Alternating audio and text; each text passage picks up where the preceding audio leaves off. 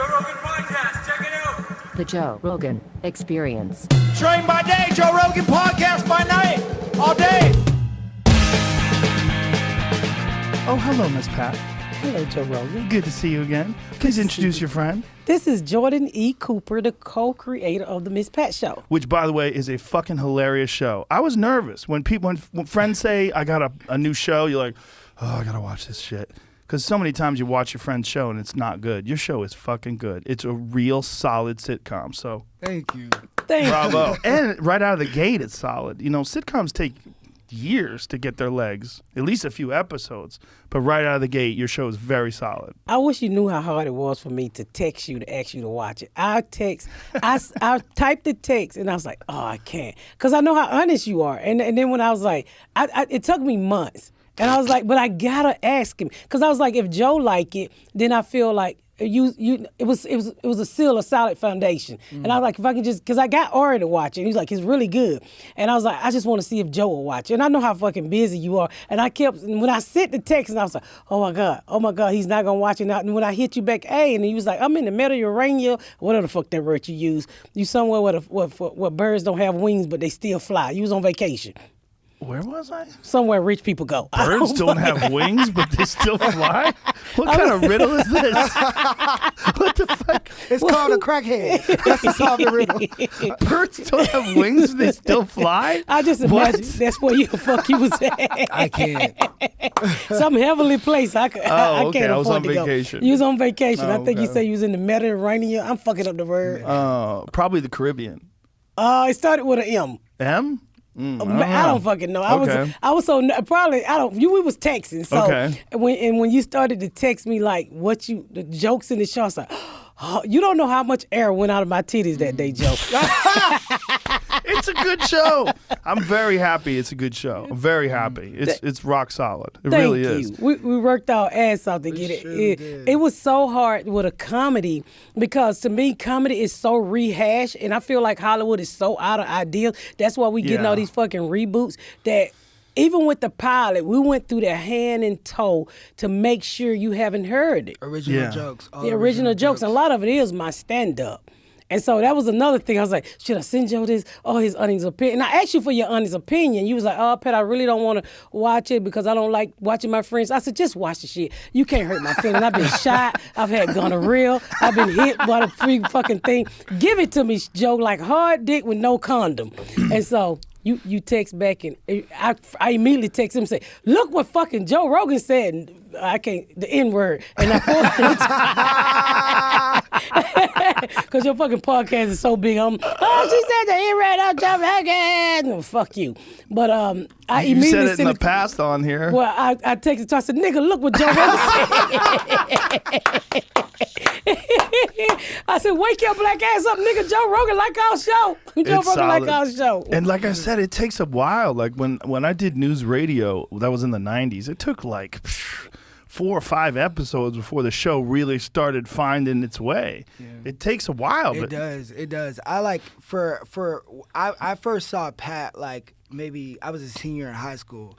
I'm 26 now. I was a senior in high school. My dad had recorded her on this daytime talk show, and he was like, you got to watch her. Harry Connick Jr. Yes, Harry Connick Jr. Harry Connick Jr. I remember that show. Yep. You were on that show? Yes. Yep. Wow. And my dad was like, you got to watch her. Like, she's hilarious. Like, you'll love her. And so I sat down and watched, and I just fell in love because I like to do the type of comedy where it's like you laugh over the pain, you laugh over it, you laugh through it. And that's her life. That's Miss Pat. That's her brand. And so I was like, damn, like, whenever she gets a book, I'm going to read that damn book. Like, I'm going to study it. That's going to be my shit.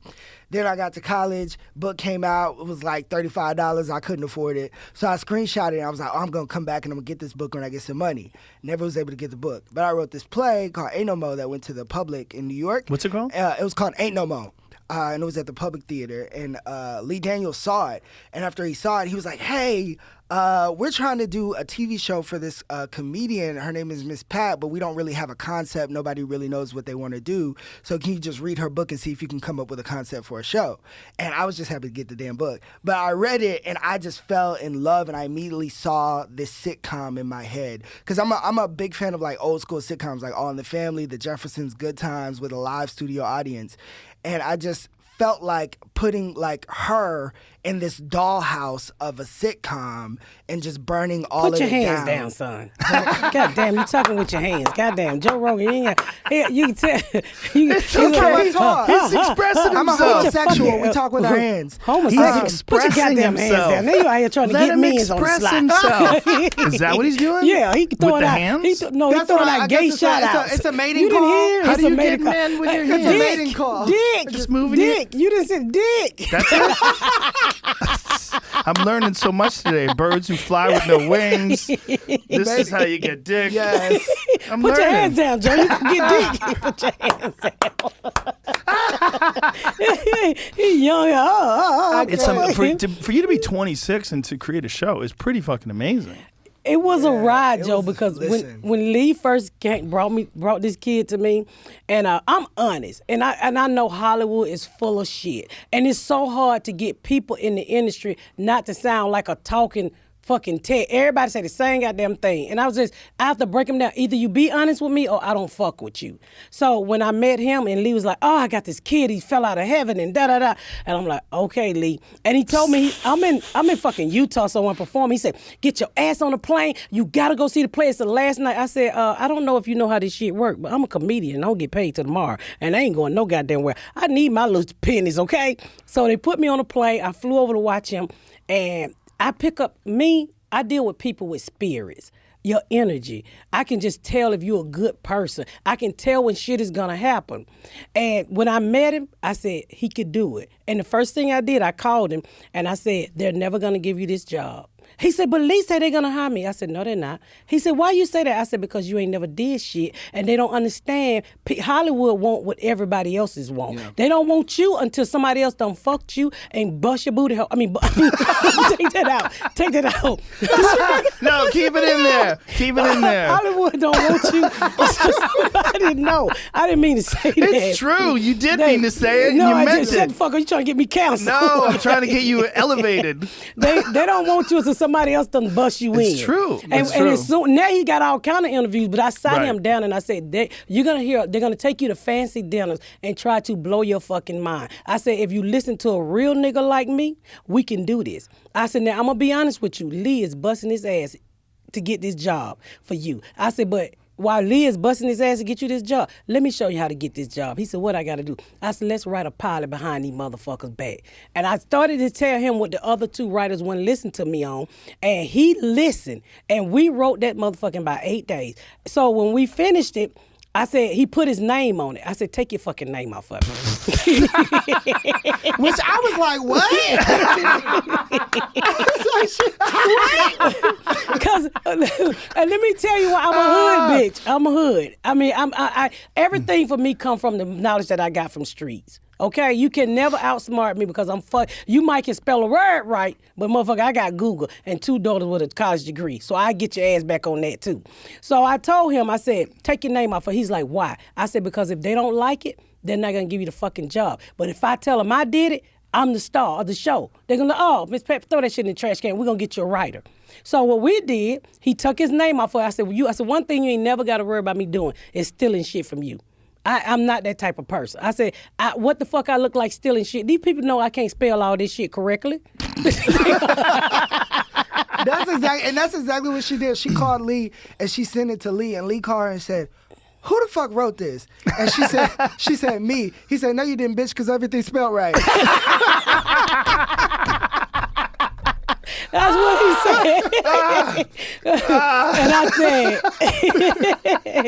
and that's when I said, me and Jordan wrote. And you want to hear something so crazy? So this kid just graduated college, right? And Lee was like, "Just drop out of college. You're going to be a famous." I said, "Don't you drop out of fucking college." So I asked him, I said, "Do you have final draft?" He's like, "No, he's poor as fuck." He said, "I don't have final draft." I said, "Nigga, take my credit card. Take my debit card. Go buy you some grocery and buy final draft." All while Imagine had me interviewing writers, Joe. Me and him, I said, "Right, nigga, right. They got me another interview. Right, nigga, right."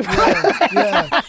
But like, what's funny though, yo, is that like she my God, I'm crying. it was something. I was talking about this yesterday. I was like, it takes a lot to earn Pat's trust in that sense, because she was literally, it was like she was entrusting me with her comedy and her story, and so like. It was funny where like I would write a draft of something and I would send it over to her, and she would read it. She'd be like, "Nigga, why you got me cussing?" I said,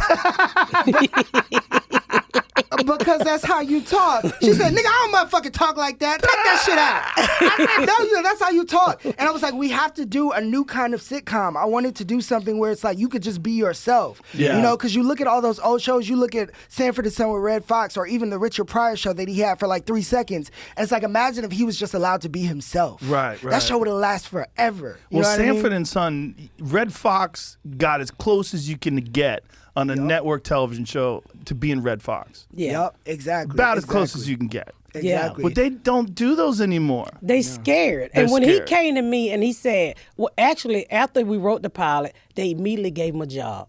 After we wrote the pilot, they was like, this kid can write. And I told him, I said, see, I know what the fuck I'm talking about. Because Hollywood is so strict that they scared to step outside the box. They're going to give you the same old bullshit. We need a black writer. Well, that black writer might not understand what the fuck Miss Pat trying to do. And I went through a few that did not understand what I was trying to do. With him, I took him and I said, if you just listen, we can create something. Just listen to these stories. I just need you to put the shit in the right form. And he did. And he got the fucking job. Well, as a 26-year-old man, you're willing to take chances, too. That's Oh, the thing. God. Yeah. When people get to be 46 and they've got all this stuff behind them, and then they're worried about offending, or they're worried about pissing off the network, or they're worried about, getting on the wrong side of the executives. Yeah, You she's got to scared of believe in me. your project, huh? I said, you were scared of me.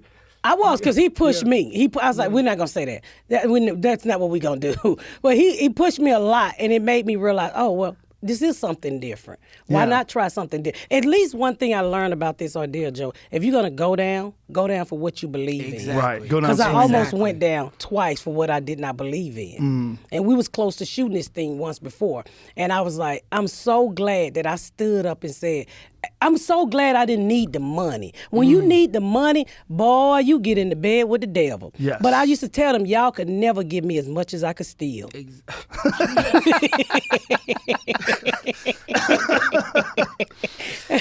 And so I just went, and when I met him and I said, I'm willing, I don't care. I mean, that was a third holding deal. So I wasn't rich, but I could buy better wigs, and I was on the road, and I was selling my T-shirts, so I was cool.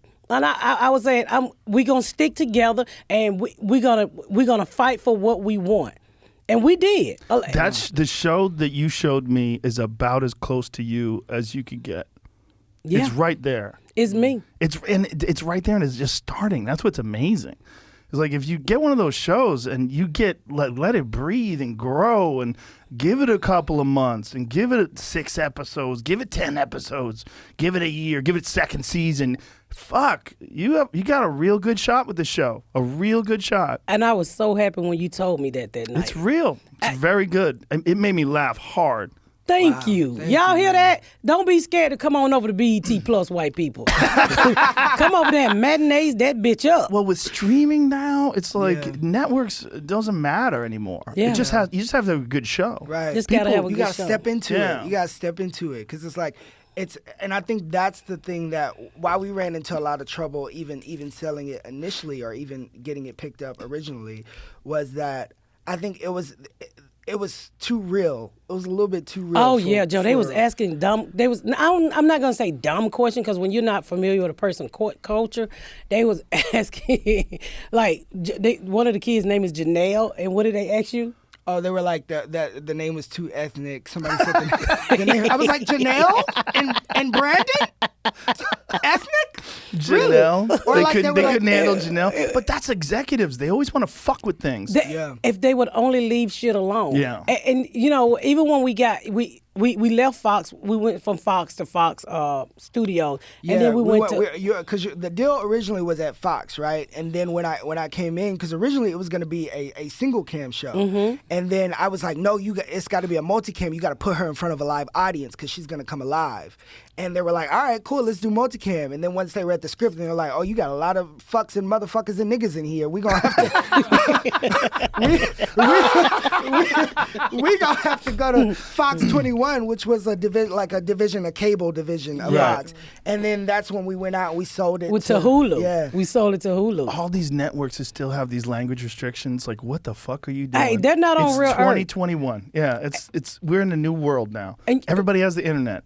That's nonsense. Hey, I was just telling y'all out there, what are you hiding from with the language? My kids, little kids, elementary, and the time they learn how to read, one of them Google Elsa sucking dick. So, what are you hiding?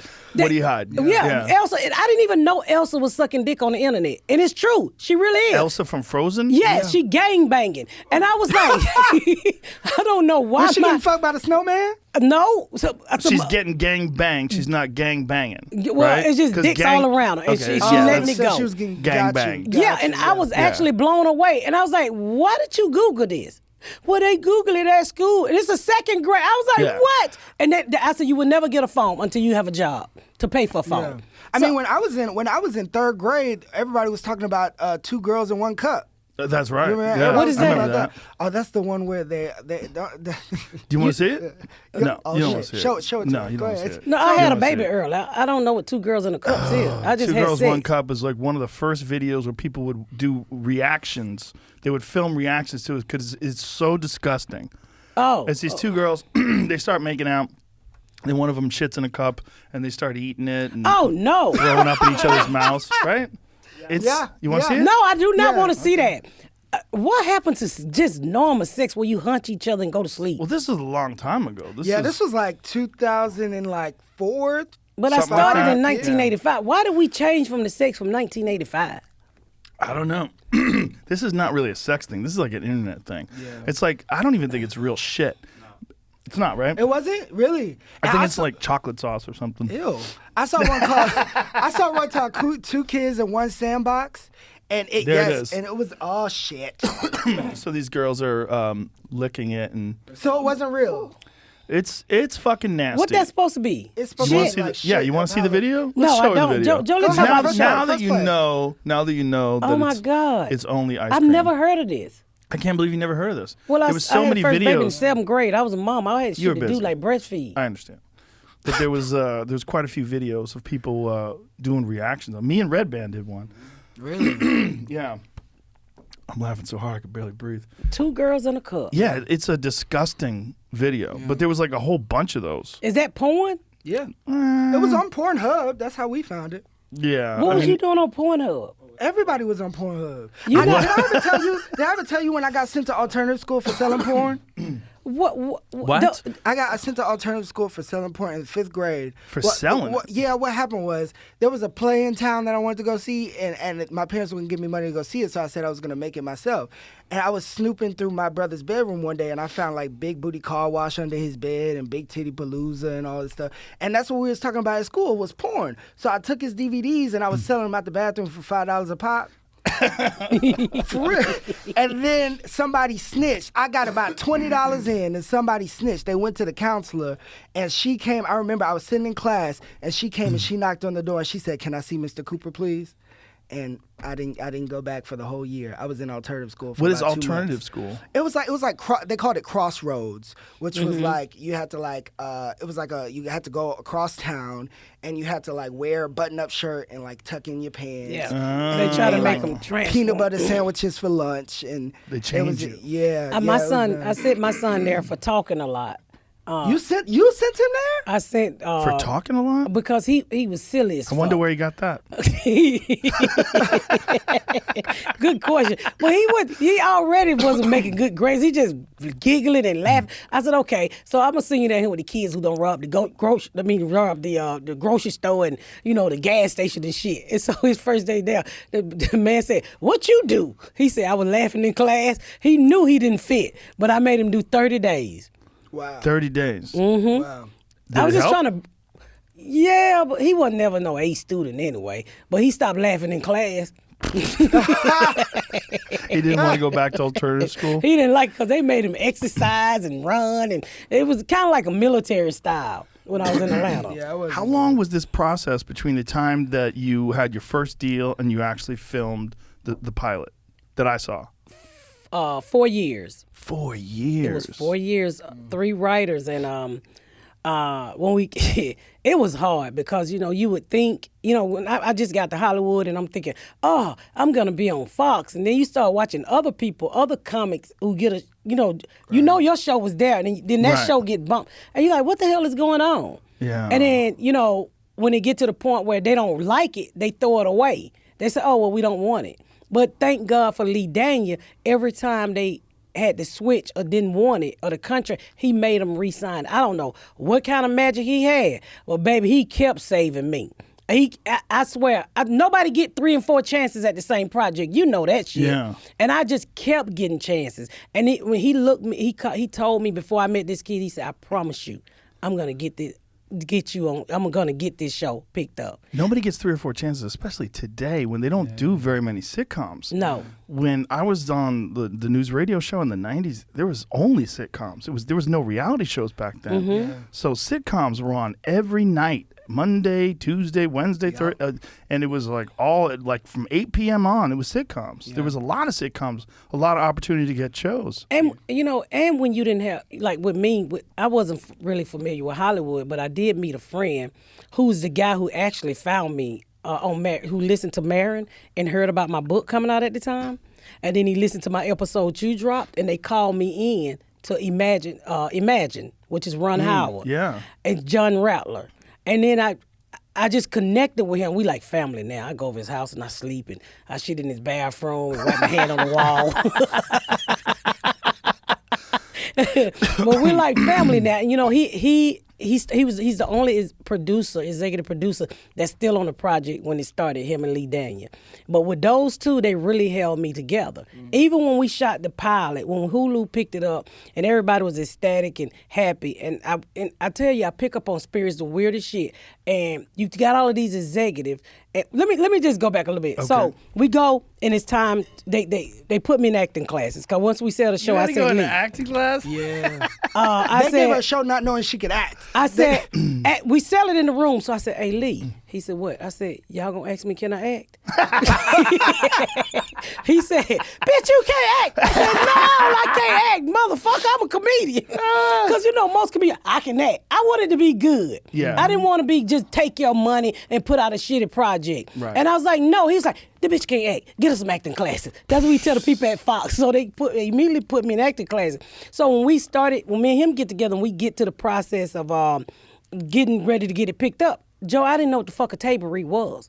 I'm like, what the fuck is a table read? And he was like, I got to read out loud? I ain't did this shit in a long goddamn time. So I go on the internet and I Google table read and I said, we got to come up. I said, we got to backdoor these motherfuckers. He's like, what are you talking about? I said, we got to get somebody and I got to practice reading out loud. Because if they hear me read out loud today, they going to shut this motherfucker down.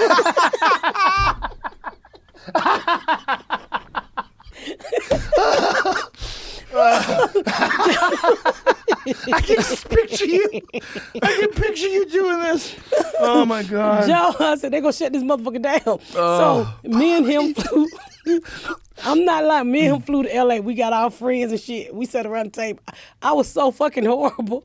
My friend Vincent Brownie said, whew, they might take the show from you. I said, fuck you, motherfucker. She wasn't that bad, though. She wasn't that bad. She was actually surprising. Thank God it was her. She was playing herself, praise the Lord. Right. But she actually had instinct. Like she had instinct. That was the just practice about table putting read it- I'm talking about. Yeah, it was just about putting it in the right. But we practiced quite a few times. Me and him flew out to LA together, and we practiced, and with friends and stuff. And when we got to the table read, I fucked them up, Joe. I fucked them up. I had that strip, boy. I had them words flowing out my mouth like hot chili, goddamn it. And they was like, oh my God, she can read. I'm like, you crazy. Oh my God, she can read.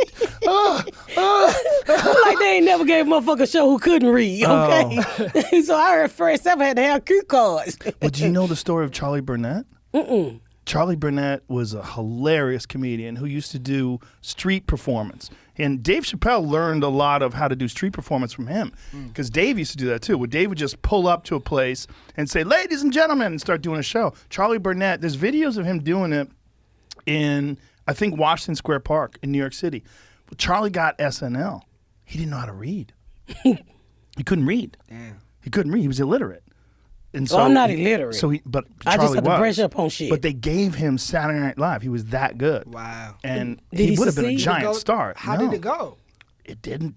They fired him Wow. Because he couldn't read. because he couldn't read. Yeah. Damn. That was it. Couldn't nobody tell him his lines in his ear? There's Charlie Barnett. Oh, Lord, he black, too. I telling thought you were talking about a white man. I'm telling you, he was so talented and so We're in captivating. the village. I love the village. We got a nice mixed crowd. I mean, look what we got. We got white folks. Yeah. We got black folks. We got Puerto Ricans. Puerto Ricans. Puerto Ricans. We got a lot of fucking Puerto Ricans. But I'm not gonna fuck with the Puerto Ricans, man, because y'all born with knives. Right? You'll cut me up and I won't even know what you're saying. Mira, casino epa. And So, when you we finish, don't you play gonna this get pasta. I've never heard of him. Charlie was brilliant. I saw him perform live in New York City at Catch Rising Star in like the early 90s. I never heard of him. What He happened was to a him? great. He died. I think he died of COVID. some. No, I want to say. I think it was HIV. Was that what it is? He died of something. We all HIV? die of something. Yeah. Never Who heard knows of what him. would have happened if he got SNL? I think he would have been a giant star.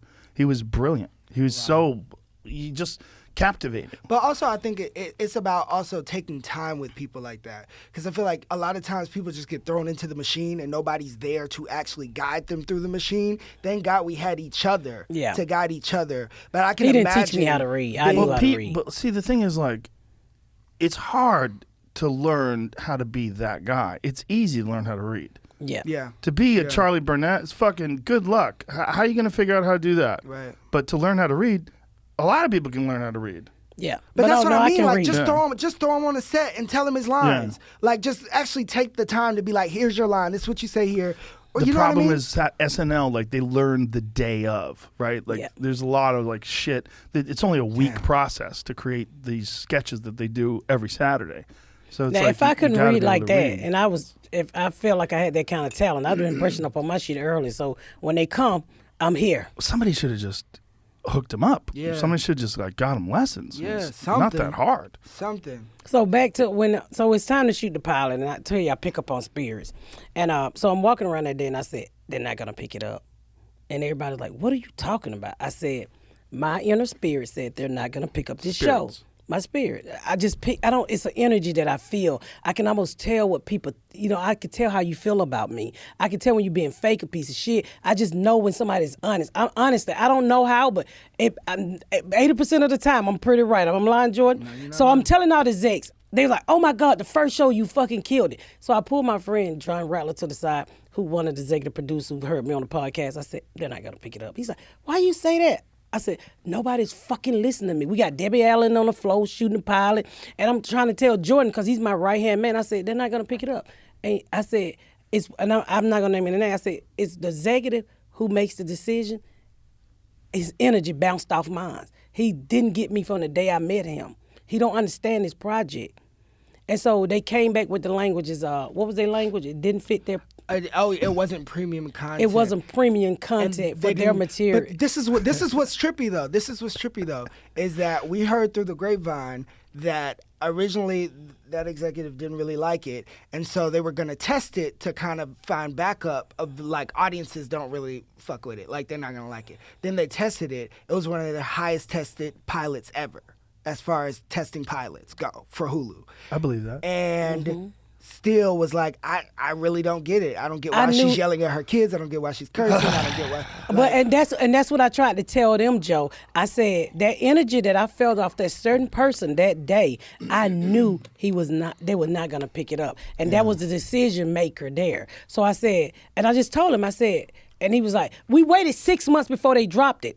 I knew in my heart. I told him almost every day, I said, they're not gonna pick this shit up.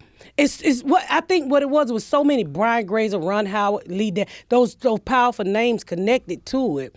What probably took so long, and then they probably tested it again. And what was so crazy, it's over now, I can say. But my daughter my daughter's friend worked at a testing site. They sent it to Atlanta, and she called my daughter in secret. She said, "I don't supposed to tell you this, but your mama pilot just tested off the fucking roof, and they tested in Alpharetta, Georgia. That's white as white can get in Atlanta." And I was like, and I called him and I was like, they tested fucking pilot. They told us Chicago, but it ended up in Atlanta. And I just kept telling him, I said, I always felt like it would find a home. I really did. But I knew Hulu was not going to pick it up. Now, I ain't mad because Hulu did a wonderful job in helping us shape the pilot and what it is. We got wonderful notes from them. Yeah. I mean, we thought we had some shit. When Hulu started putting their little, and we came in. So smart. Oh, man, they made that pilot a fucking home run. They know what they're doing in Hulu. They got some great shows. Yeah, but this wasn't premium enough. But I just knew that stupid. spirit. What the fuck does that mean? It wasn't premium content. I don't But know. they so also dumb. don't have any original multicams. They have like traditional sitcoms, like old stuff, like My Wife and Kids and I Love Lucy, but they don't have original sitcoms. Right. And I think that there was also, it was like, because that hadn't happened before we did that pilot. Like nobody had like said fucking motherfucker and all this stuff and talked about, literally our pilot is about a school shooting and somehow we made it funny. Do you think it's the language? Do you think the language was why they said it wasn't premium content? That's just such a fucking vague statement. Yeah. It's not premium content. Because Like, I had to ask him, I said, what do premium mean? what does Is that that mean? bologna with or without the garlic? It's just a bullshit statement. It doesn't mean anything. Like, what does that mean? I don't know. I was trying to figure out what did he But mean. meanwhile, tested high. Tested high every time, but even that that's BT what premium Plus. means. That's what premium means. Yeah. Do people enjoy the shit out of it? Yeah, then it's premium. That's what I thought. And that's what the reason they say it didn't fit their platform. So you guys started on Fox. Fox was the first place you took it to. And then it went to Hulu. It's and Fox, then Fox Studios, Fox 21. and then Julio. So Fox Studio, which is the 21 plus, Yep.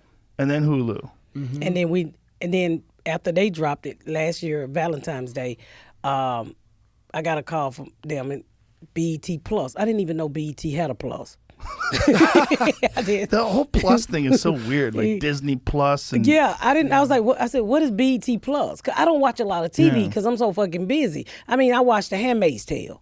I mean, I like shit. I like shoot 'em up, shit like that. You know, I just watched Is that a shoot 'em up show? No, Handmaid's is cutting off white clicks. I can't but, watch that show. Oh, that show's so I goddamn watched good. it one time. I was like, Oh, you get the gotta fuck get past outta the here. pilot. No. Oh, that Not is interested. Queen of the South. Uh-uh. Oh, that shit's so Not fucking interested. good, Joe. Really? And you never cheered for white women to whoop somebody's ass.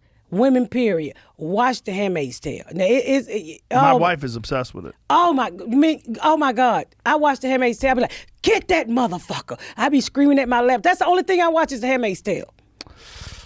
I think it's too possible that it could happen. That's what freaks me out. Yeah. It reminds me of the. It's very near future. Yeah. Especially when Trump was in office, you were like, oh shit. Nobody's gonna control my pussy. Nobody's gonna control. This is my pussy. I If I want to believe put that. if I want to put firecrackers in it and blow it up, that's my pussy. This is my 4th of July pussy. You're not gonna tell me what I can and 4th of cannot July do. pussy. Hey, I'm not trying. And then they want to do everything to shut my vagina down. Ain't nobody saying nothing about the men who clip their balls and can't have babies. But what I supposed to do if I marry a man who got fucking dried balls? Are you gonna be mad then? It's a good question. Yeah. Nobody talk about the men who take balls. Ain't that what happened to you when you clip your balls? Hey, Yeah. what you shooting? Piss in me? Just the container that loads of cum in. Yeah. The cum ain't no good. You just No. cut the heads off the babies. Yeah, it's like sperm though. Yeah, it's sperms with So no it still heads. shoots out whenever you get a vasectomy. It's just not. Yeah, it's just fake. No sperm in it. Yeah, I don't understand what it is. Yeah, what does happen? That's a good question. I don't have a vasectomy. Because most sperms they be wiggling. They look like got a little head on it. So when they clip your nuts, do they cut all the heads off the sperm? No, it's not like that. They Headless sperm. they basically cut the doorway. So like there's different parts to sperm, like to jizz. Here we go. You will ejaculate semen, seminal fluid, after a vasectomy, but it will no longer contain sperm, the reproductive cells. Once you have ejaculated about 20 times, okay, so you have to bang out 20 lobes because the boys are hanging out there waiting. A vasectomy blocks the sperm made by the testes from reaching the semen. Instead, the body absorbs the sperm, which is harmless. There you go. Oh wow! So you impregnate yourself. There you go. So when you first get them clipped, you still can make a few babies because you got a few Yeah, you of have them hanging 19 out. loads left after the first one. So after you get clipped, you got 19. I would look at it under a microscope. I'd be like, what the fuck is in there? You know, once you got past 21, I'd want to put a slide down and get that in there and see what the fuck it looks like. Yeah, the head's cut There's off. no boys in there. Yeah, You no just have the boys or fluid. girls. Yeah, nothing. But the boys that swim. Can you see it under a microscope? Can you see sperm? Good question. I never checked, but I want to now. You can see a lot of shit. I used to be a medical assistant. Yeah. And I didn't know what the fuck I was looking at, but you would put like STDs up under there, and you could see that. You could actually just see that shit. You can see the STDs. You could see it, whatever those little shit Do they was. look They say, angry? no, they look like a lot. I They look picture dirty. STDs like. It's according to which one you get. What's the worst one to get? I don't know. Only had gonorrhea. Which one you had? How was that bad? Is that bad? I never had any of them. Well, it feel I like got lucky. flamethrowers got your pussy. Oh, that's what I heard, right? Didn't you say they used to have to come pick you up if somebody Fuck you, Joy. if somebody gave you an STD? They had to get a bus. Back in the day when you had an STD and they would knock on your door. One person would say, "Oh, I got an STD." They said, "What's your partner?" So you start naming your partners. So they go pick up the partners and they would give you a ride to the health department. Wow, Isn't that wild? that is wild. Yeah, they couldn't come get me all the time. I'm like, you again, motherfucker. Who reported me? You reported me. He like, hey Pat, come on in. You did get to know their names and shit. So when does your show start airing? August 12th. August 12th. Oh, 2 days. Yep. 2 days from now. All 10 Yeah. episodes drop at once. Oh, all 10 that's episodes. nice. Isn't that beautiful about today? So if someone loves your show, they can just binge. Just binge. And I think they're going to be able to binge. And I just love some of the episodes. Like we did a him, them, and dare episode. Gender nonconforming. Yeah. Ginger, no, I had never heard of that before. Yeah. You did a gender non-conforming Yeah. episode. It is so Yeah, we fucking did funny, that, Joe. And we did a one about porn, and we did We one did about, the N word. Yep. Derogatory words. Derogatory words. Yeah, Yeah, and 'cause we you know use Pat. them all. Wow. That's the Yes. beautiful thing about the internet too, about streaming. You can Yeah. do it just like you do your act. You can just say it. And it's not we just throwing out derogatory words. We talked about, like how your kids, like who was that? Matt Damon just said he used the F word. Was that Matt Damon? Yeah, that was Matt Damon. Yeah, and he said my daughter told me not to use that. And when I heard Matt Damon say that, it was like that's what the episode is about. How kids today was like, oh mama, you can't say that anymore. Like my daughter is gay, right? And we all know I told you that 100 times. Well, I'm 49 years old. I grew up saying bulldyker. Right? And my daughter was like, you can't call me a bulldyker. I'm like, well, they used to call I've you. never even heard bull dyker. Yeah, I've heard it's bull like dyke. it's like a bull dagger, like a dagger. It's like it's something in the South. It's a black thing in the South. Bull That's what they call dyker. lesbians. Oh, well, bulldyker, that's what I say. What's the correct form? Dagger, like Bull a dagger. dagger. Are Like you a- saying dagger? Bull Yeah. dagger? I don't know. I'm saying gay. I thought you were saying like bull dyke. Bulldyker. Oh. Bulldyke. Have you heard that before, Jamie? It's a Southern thing. It's a Southern thing. Trying to parse Yeah. through everything It's, right now. it's a Southern thing. But that's what that episode's literally about. It's like a generation gap. Of But like, my daughter stopped me and she said, when she, she's like, Mama, that's like a white person call you the N-word. I said, bulldyke is nigga now? so I stopped saying it. I literally stopped saying it. And that's what the episode is about. Because a lot of times young people come to older people and say, hey, you can't say that. Well, you can't say words like that. And that's what the episode, so when Matt Damon came out and they, There it is, bull daggers. Bull This is a daggers. prison term for macho lesbians. Oh, shit. yeah, Yeah. it's a rough one. but Those two down girls are south, bull daggers? Well, I don't know about those two. Is that what they're saying? but down south, when I was little, everybody was a bulldyker if they was gay. With the word lesbian wasn't around. You was gay, you was a bulldyker. And it's basically like for like being within the community, it's like, oh, it's funny how like especially black people in those conversations, it feels like they separate, like if you're gay and you're black, like you can't be both. Like it's like, oh, you can't, like I can say bulldog, but you can't say nigger. But it's like, what if you a nigger and you know what I mean? Like it's like words are just how words hurt, but it hurts because of what we put onto them. You know Tim Dillon? Do you know Tim Dillon? I fucking Hilarious. love Tim Dillon. Very funny comedian. He's gay. And he got in trouble for saying dyke. He's like, I can't say it? And he's like, what the fuck? He's like, I'm gay. I can't say that? Like, people were mad at him for saying that. And they probably gonna be mad at me for saying this a couple of times, but I don't think so. that whole conversation was my daughter set me down. She was like, "You can't say these words." Right. But and I'm like, well, okay, and that's what the episode is Right. about. So the What- episodes are all about real life shit. that happened Yeah. to me, even the Yeah. him, them, and dare and D. what is it called? Gender nonconforming. Gender nonconforming. My daughter Garyana brings show, home yeah. her friends in real life. I mean, but he ended up writing it, and she brought one over, and I was confused. I like I said, she brought one over. I mean, she brought. Because it's like she I don't know. He's like, I don't know it's what like to say. what do we say about this? She brought Who them are over, you? yeah. What are you? Well, it's like. I mean, it was a weird conversation, but Yeah. with the great writing of Jordan Cooper and all of us put it together, we was able to. It was a teaching moment because a lot of people don't For know. everybody, For yeah. everybody, him, them, and there is. Right. You know, I've never heard that shit before. Yeah, the they them pronouns. Yes, the pronouns. It's very hard to Yeah. put together in sentences correctly. It took time for me. I remember when I had never heard of that before I went to New York, and I went to the new school in New York. And I remember first day of orientation, they were like, "All right, what is everybody's pronouns?" I was like, "Pronoun? What do you mean? Like, why are we?" I was like, "I'm Jordan." Like, what? I was just confused, and it took me so long to understand. Like, oh, okay, you just don't want me to. I'm gonna just call you by your name. What's your name? What's your name? I'm gonna just say your name. That's a good way to handle Because it's it. like I don't want to say the wrong thing. So just tell me your name. I'm gonna say your name. Yeah, and that's what Yeah. that episode is about. But- a nigga named Jesse. That's literally what she says in the show. That's literally what she says. She says, what's the line? It's like, one of the kids is like, who is that? And she says, oh, his name is Jesse. We're like, not a Hema. Oh, her name, not a Shema. The nigga named Jesse, all right?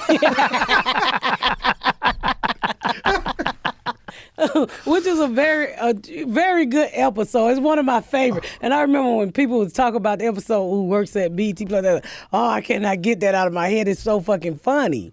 Well, the beautiful thing about your personality is you could attach it, and you could have so many subjects.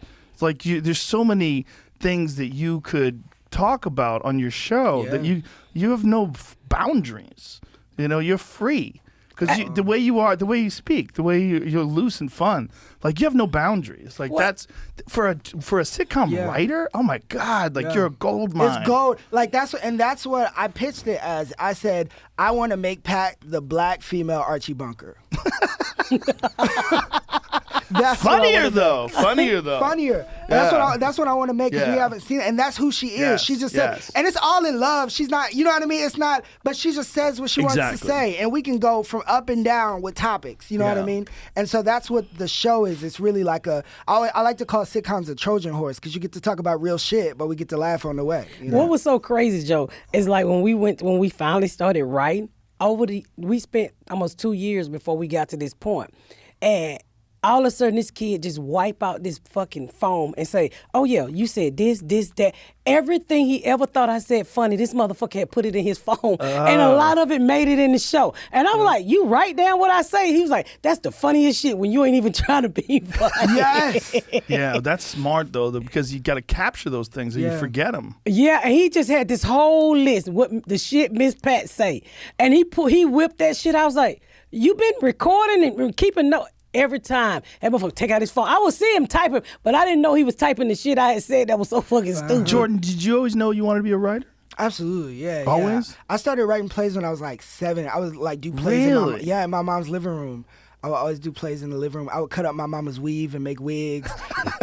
I would play Michael Jackson, cut up her weave, have a little curl coming down. Like I just always loved, and like sitcoms for me, that's why I kept watching them, is because that was the closest to theater I could get a lot of the times, because with that live audience, you know what I mean? Yeah. So it's like all I would ask for Christmas was like box sets of I Love Lucy or The Golden Girls or Martin or Good Times, and like I think that's why it made so much sense whenever we wrote the pilot, and they were like, how the hell, like, you didn't go to school for writing TV? Like, what? How did you? It was just like I just studied. Like I just been doing it all my life. I watched I Love Lucy the other day with my 11-year-old. We sat and watched it with her, and I was like, I just want to show you this. She's like, I don't watch this. I go, just watch it, please. I go, we could change the channel after a while. We'll watch whatever you want to watch. I go, I just want you to see what people were like in the 1950s. And you could see like a few minutes in, her eyes were like, what is this? I was like, this is how people thought acting was. Like, it was so, in the episode, Lucy thought that Ricky was trying to kill her. Oh yeah. Did you ever see that episode? Oh, he saw all of them. It's so clunky. It's so odd, like the way they did it. Just the way Ricky's talking on the phone and Lucy's behind him, like oh, like everything was like big and over the top, and you could tell she got into it after a while. She's like, wow, this is so weird. I go, honey, you got to realize that when this show was being made, there was only like 30 years of motion pictures. Yeah. I mean, they really had just started. Yeah. I mean, think about a movie, right? From 1990, right? This is not that long ago. There's a lot of movies from the 90s. Yeah. You can watch those movies. That People fucking watch them all the time. arachnophobia scared the shit out of me. I watching that like them Which fake one? arachnophobia. What the hell is that? The fucking spider movie. Oh, Correct. arachnophobia. Yeah, that one now. That Yeah. one now. But I mean, like the movie Alien, the first movie Alien, that's from 1979, right? Wow. That's the long fucking time ago, but it's an Yeah. amazing movie. You watch it still to this day. So I was trying to tell her, I go, they had just figured this out. Yeah. They they had like the Honeymooners and a couple other sitcoms. They had just figured out motion pictures. But that's what made it dynamic is because that had never multicam sitcom had never happened before Desi Right. Arnaz. And what happened is that Lucy was pregnant. So basically they had been married for like 5 years, right? And then Lucy was like, "Oh, I'm losing my husband. He out cheating with other bitches. I need to do something to get him back home." And so she was like, "Oh, we could do a show together. Let's do a show together." And so she went to CBS and she was like, "Hey, I want to do a show with my husband." And they were like, "Are you kidding me? Like nobody's gonna believe you're married to a Cuban, like a Latino man. Like what are you talking?" She was like, "What the fuck are you talking about? I am married to a Cuban." And so they were Are like, you sure about yes, this? Yes, Oh, absolutely. They didn't believe. They did not. CBS executives did not believe. So what they did was, she said, "I am married to a Cuban." Like why? They were like, "We don't trust it. We don't want to do it." So they created a vaudeville show that was basically the first season of I Love Lucy. They toured around the country during this vaudeville show, and on the final stop, they invited CBS executives, and the audience loved it. And they were like, "Oh, okay, cool. This is good. All right, we're going to do it. But if you do it, we're going to do it in New York, and we're going to do it live." Desi was like, "Absolutely not. Lucy is pregnant. We're not going back and forth. Like, we have to do this in L.A." And they were like, "We're not doing a show in L.A. Are you crazy?" And he was like, "Yeah, we're going to do it in L.A., and we're going to shoot it on film." They were like, "Absolutely not. But if you want to do it, you could pay for it." And he was like, "All right, bet we'll pay for it, and we'll just deliver it to you." And so they paid for everything and built Desi Lou Studios. And they owned the rights until like 1974. And Lucy sold it back to CBS, which was not smart. But they owned all of that was theirs. All of that was theirs. So basically, Desi was the one who created this like 3-camera audience setup. That was all him. And the smart shit about shooting on film is like all the Norman Lear shows, if you watch like all those 70s shows, the quality is not good when you watch it visually because they shot on videotape. If you watch I Love Lucy, which was made like 25 years earlier, that shit is that looks like HD. It looks like it was shot like last week. And that's because he shot it on film. And so that was the like forethought that Desi Arnaz gets no credit for that because he was a Cuban back, but like he created all of that. This That's motherfucker incredible. love TV. Like, obviously. That's incredible. I did not know that. I was trying to explain to my daughter that this was before Castro took over Cuba. I was like, you gotta understand like what Cuba was like back then, because Cuba was like a place where people from the United States would go to gamble, and it was all run by the mob. Like the whole thing, and like the corrupt government that was there before Castro overtook it, and I was explaining this whole thing to her. It was fascinating to watch this little 11-year-old try to figure out first of all, why everything's black and white. Like, where's the colors? There's no color in this stupid fucking show you're making me watch.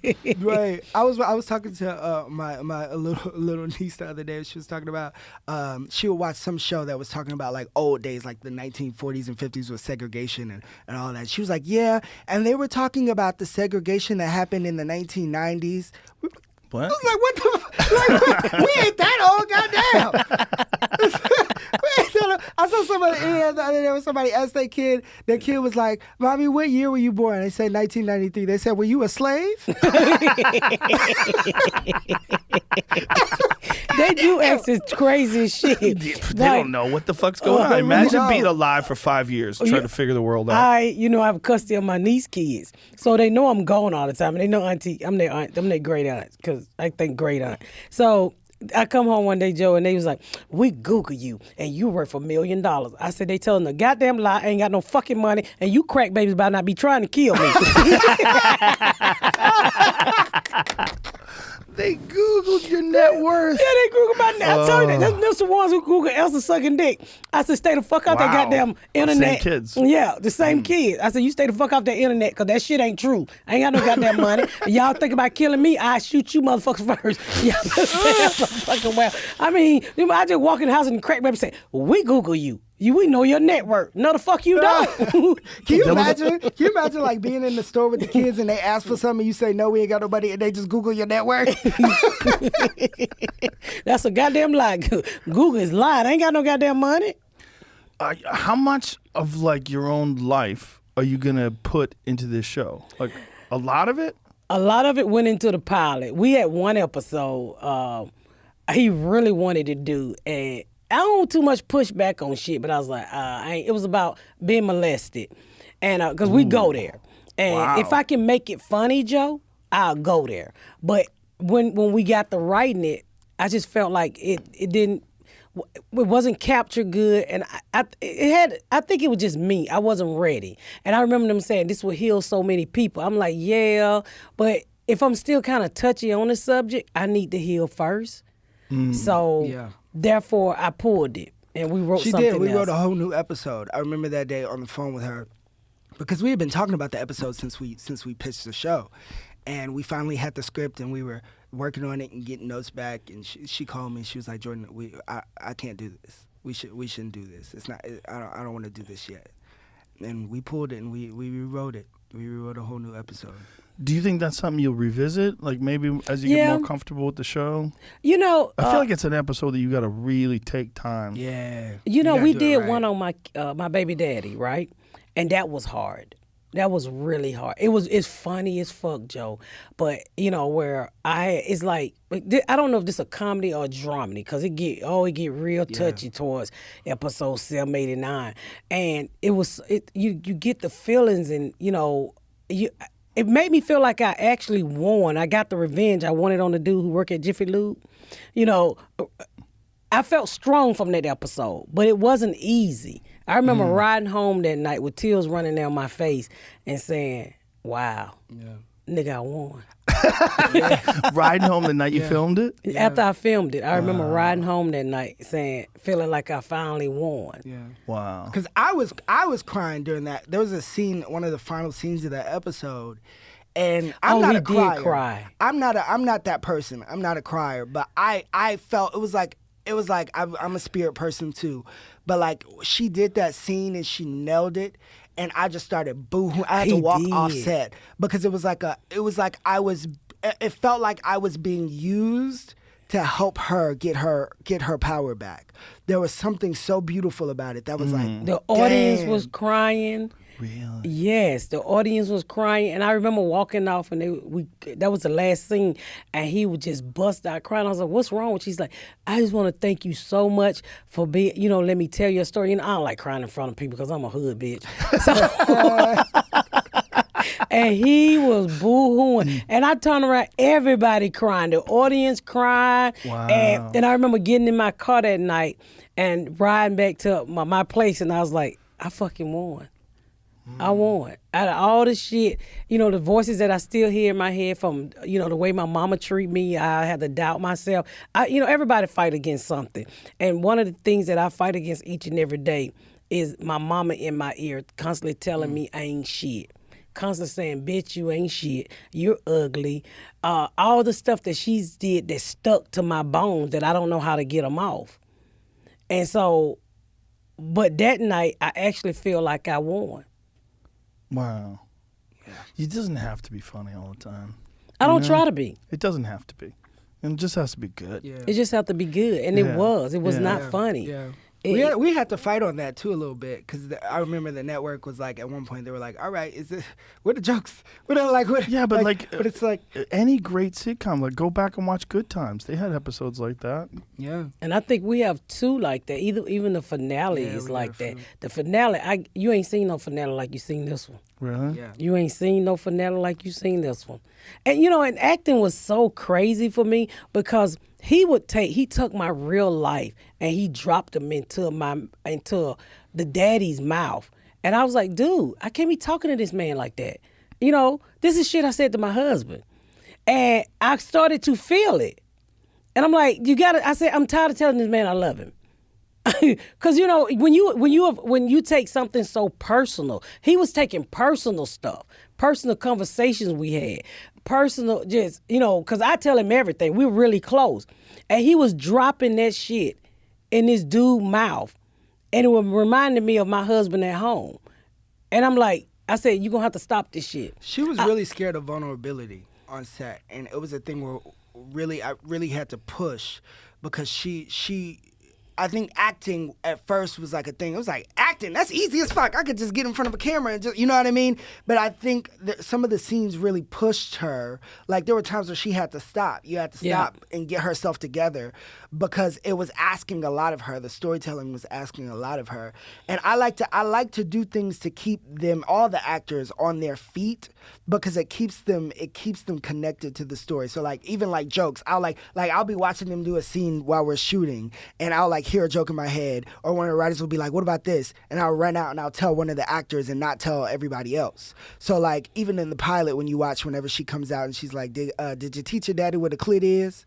You know, did you teach her? The actors had no idea that was coming and they busted. They were trying not to laugh and it's all in the show. They were trying not to laugh, but it's like things like that just keeps them connected, and they really grew into a family. And you should have seen the way that Pat really just sunk into telling this story. It was so beautiful to watch. And they was so great, because I mean, even though I was the star of the show, I was the weakest fucking link. I mean, you got Tammy Roman on that show. You had Jay Bernard Calloway, who was a fucking theater actor. You got Theodore Barnes, who did who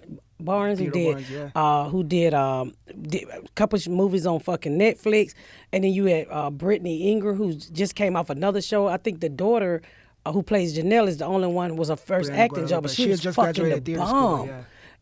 But they wrapped their arms around me, and they helped me because I'm no, in Hollywood, everybody worry about who first on the call sheet. And I set them down. I said, I don't give a fuck about no call sheet. All I give a fuck about is who my check gonna clear.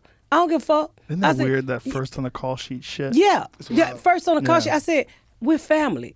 I need y'all as much as y'all need me. I said, so we ain't gonna worry about, I said, we all stars. I can't do this show without you. Yeah. That's why you was fucking casted. And I just told him, I said, drop that call sheet shirt. I don't give a fuck about no call sheet. When we was in L.A. and the extras had to wait till the stars, I said, what the fuck y'all sitting there for? We have to wait. I said, get the fuck up. Ain't gonna be no food left for you. You don't get the fuck up. You don't see them big ass men back there working. Get the fuck up and eat before they eat. And they was like, nobody's ever done that. Oh, that's like, yeah, I remember that. Like the main cast has to eat first and then the extras eat. It's wild. Well, they set out that hierarchy to make everybody feel kind of shitty. That's the thing that it started from the top down. But that was something that we saw eye to eye on in the very beginning. We were like, this ain't gonna be no shitty set. Old system. And so we broke all that shit down, and it just created the atmosphere that it created on people set. Enjoy. People was like, I fucking love coming to work at this show. That's Even great. What was so crazy, we did a scene with the daddy, and it was about the N-word, right? And the white cameramen, they was all white cameramen, and after they told us, they said, we never looked at it like that. That scene, and I mean, you damn near, they was tearing up. They said, we never looked at that word the way y'all just put it out on this show like that. And they was like, so happy to come to work, and they would get booked for other shows. They was like, oh, I was like, where you been? I'm so fucking happy to be back here with you, Miss Pat. They was literally, it was nothing like seeing people happy to be there. Yeah. Not just some bullshit. They knew they was gonna laugh. Do you have an idea of whether or not you're gonna do anher season? It depends on the audience. BET said that they're waiting to see how people respond. If people are gonna watch it, because they're nervous. I think they're nervous because I think we all nervous. We are, because it's a new kind of show. It's really a new kind. It's like an experiment. It's a big experiment. And I think that they were saying the first 2 weeks really matter in streaming, because the first 2 weeks in streaming, that's how they know if they decide if they're going to pick something up, because it depends on how many people watch it and the hours that they watch it. It's not like ratings. It's like, okay, right. Did you watch it? Did you watch multiple episodes? Did you watch? So it depends on what happens in those first 2 weeks, really. That depends. Yeah, they follow everything, right? Yeah. Did you finish it? Did you start it and end it in the middle? They know everything now. Yeah. It's interesting. You know, the difference between what they know with streaming is so fascinating because they know all the demographics. They know it's like they have all the data as opposed to like the Nielsen ratings was nonsense. Nobody knew what the fuck that was.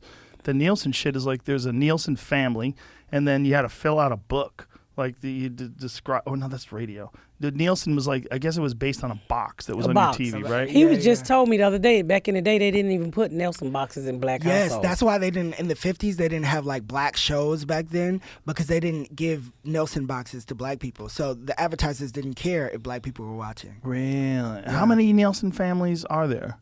I don't know. Are there any left? I don't know. Are there?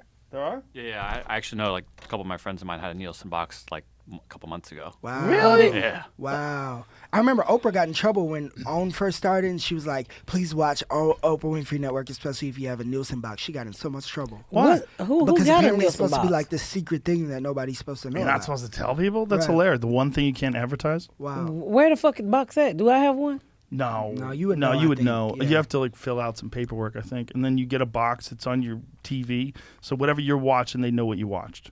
And so then I think it's like 100,000 families nationwide, isn't Yeah, it I'm something? trying to find a number. I don't see anything. And then they calculate based on, you know, the actual number of humans there are in this country and how many people really watch TV, and then they get an estimate, a rough estimate of the amount of people that are watching your show. But it's very rough as opposed to streaming. Streaming, they know exactly how many people are watching your show. It's a different animal. Yeah. So, that's wild. how much is BET Plus? Was it a monthly thing? $9.99. A month. Yes. $9.99 a month. 7-day free trial they have, I believe. And what other shows they got on there? They have the First Wife Club. Yeah. They're only 18-month old, so it's a new streaming platform. So they do have a lot of the black old sitcoms like Martin and Rock and Fresh Prince, but they have a few. They have quite a few, probably 10 originals. Yeah. Along with ours. A lot of people forgot how fucking good Martin was. Yeah. That guy played like 15 different characters in that show. Yeah. It was so interesting. It was like literally a fusion of sketch comedy and sitcom. And that's kind of what I'm trying to Yes. do with Pat. I'm trying to do like a comedy show meets a sitcom and kind of melt the two together. Like stand-up meets Yeah, it. exactly. Yeah. That's why and I hated you're gonna get everybody get an extra treat when you go to streaming because I'm doing they're called monologues. And I fucking hated them, Joe. But we was watching one yesterday, and it was so fucking funny. And me and him would literally stay up all night trying to write it to merge the episode. And I was like, this is so fucking hard. Yeah. And this is what he wanted. I was like, if we get a second season, like when we get a second season, we're not doing them. Yes, I'm we not are. doing this Yes, fucking we are. shit. It's the perfect because it's the Yes. perfect. It gives you a chance to see her stand up, and she's basically giving you a prelude to what it's kind of like what Shakespeare used to do. It's like I'm telling you the story before you know the story, Right. But I'm making you laugh while we do it. The perfect and then, compliment Yeah, to and it. then the show just starts around her. It's very theatrical. How like in the pilot, how like she's doing stand up, talking to the studio audience, and then all of a sudden a plane just comes in, the set moves, This and the plane kid starts. dreams, Joe. Because let me tell you something. Some shit he asked for, I was like, you shouldn't ask these people for all their money like that. So when the plane idea, he was like, oh, I got this idea. Because it was my idea to sit on the plane and have that uncomfortable conversation with the white woman. Well, I used to fly Southwest, right? So I was A+.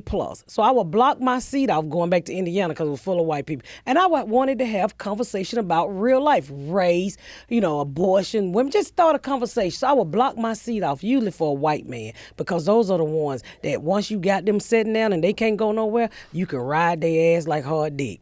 And so, and I wouldn't do anything like racist. I would just start a casual Right. conversation and let them know it's okay. I want to know your opinion on this, on race or whatever. And most time they would open up and talk to me. And when I gave him that idea, hey, we should have a conversation about this is what I do every week on fucking Southwest. He wrote it. But then he come up, he's like, I think the plane should open up. I said, don't ask these people for all their money. Stop that bullshit. He's like, no, I got this vision. And I'm like, this kid is going to get us kicked out of this motherfucking studio.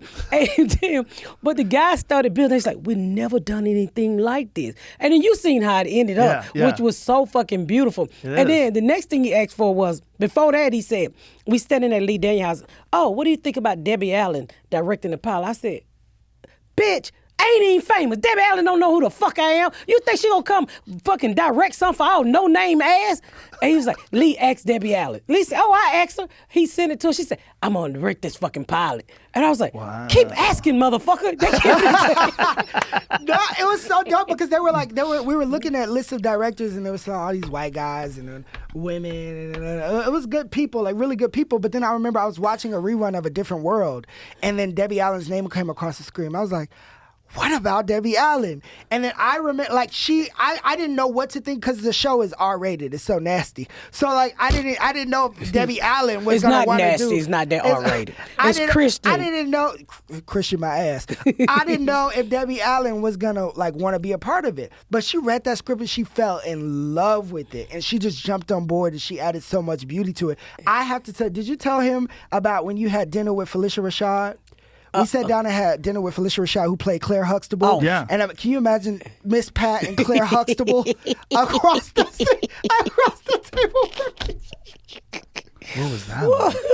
She was like the wife we see. She was like, "You're so colorful." I said, "What the fuck is wrong with your sister, Debbie?" And so, Debbie is married to Norm Nixon. Norm Nixon. Yeah. He's like, "Tell about your daughter be eating that pussy." I said, "You want me to tell Norm?"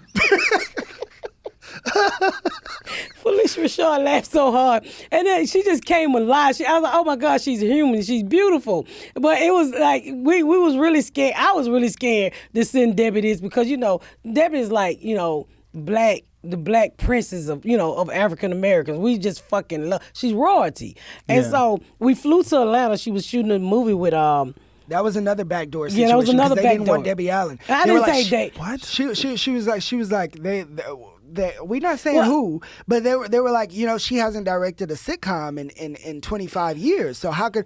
But it was like, you don't forget how to direct. You know what I mean? It was like a thing where it's like, And she's on everybody Grey's wants Anatomy. the new thing. Everybody wants the new and the new and the new. Fucking But it was just a thing where it was like, no, like we promise you, she can kill it. And so Pat was like, you know what we gonna do? I said, what? She said, we gonna backdoor these motherfuckers again, and we gonna go. We jumped our black ass on a plane. I said, shut the fuck up. They was like, well, we got a whole list of directors. I said, well, you go ahead and keep typing. We flew to Atlanta.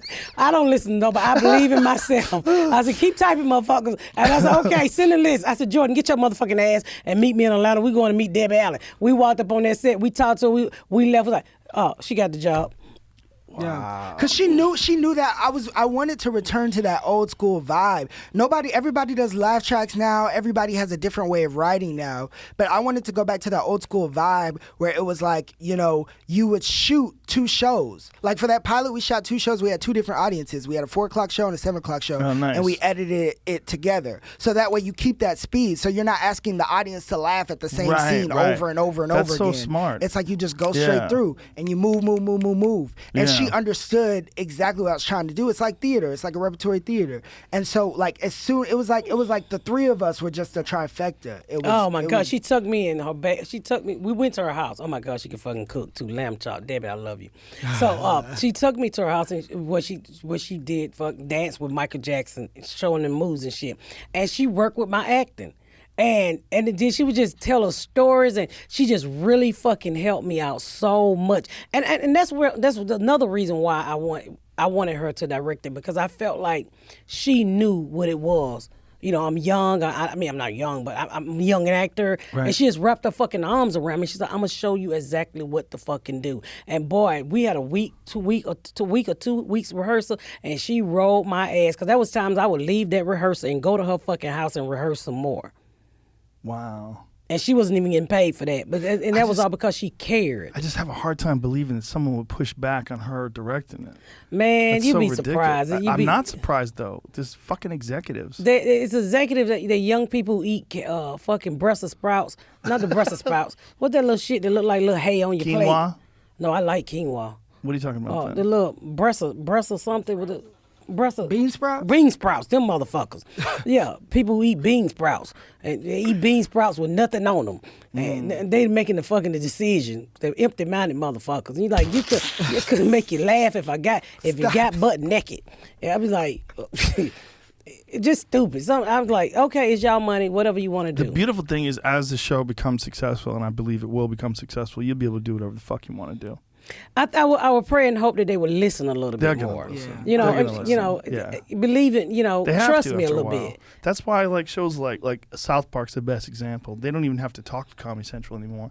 They just deliver their episode. Wow. Yeah, they're like, shut the fuck Wow. up. And it's Shut the fuck up. Here it is. And when Shut you, up. And when you're a young writer, that was another glitch we had, like the writing room. You know, you mess around and you hire people that don't get your show. Oh my God! And writers are the most sensitive motherfuckers I ever met in my life. We're comics, right? Yeah. So if you don't like something, Joe, you like, man, Pat, that shit ain't funny, right? We talk shit to each other. We talk too. shit It's to fun. each other. So, Yeah. but I didn't know that you couldn't bring that in the writing room. So I was like, dude, that shit ain't funny. Stop laughing at your motherfucking self. Yes. I would. was like, this shit is horrible. Who the fuck wrote this? You think I've been doing this shit 20 years and I got in trouble. But I'm like, I'm a fucking comic. When you say in trouble, like what happens? Somebody, I had to go out and get some. I had to get a life coach. A life. yeah, coach? She helped the shit out of me. You had to go get a life coach. Yeah, They told you to get a life coach I had to get a life coach. I ain't gonna because tell the you way what you're for. communicating with the writers Yeah, that weren't funny. yeah. Because you don't But supposed to why say. would anybody fuck with your chemistry, like who you are? I don't know, but that. Don't do it was that. but you know what it is? It has a lot to do with the fact that, you know, people see that we've never done this before. And so they they thought don't we was some listen. pussies. You know what I mean? It's people who have Okay. like been doing it for 30, 40 years. So when we come in and we're like, no, we want to do it like this. They're like, that's not how it works. But it's Right. like, that's the point. We don't want to do how it works. We want to do the other thing. Right. And I think that for Pat, it was like she just wasn't used to having to like communicate in a way where you didn't piss people off. Like they're not used to that. They're used to people being like, oh, we love this, or oh, you know what I mean? But Pat would be like, that shit not funny. Stop laughing. Now, what does a life coach tell you? You can't tell people that shit ain't funny. But that's the only way you get to the point. Yeah, and then so I started using word like, can we try a little harder? The problem is if someone's writing shit that's not funny and they think it's funny, they're probably not good.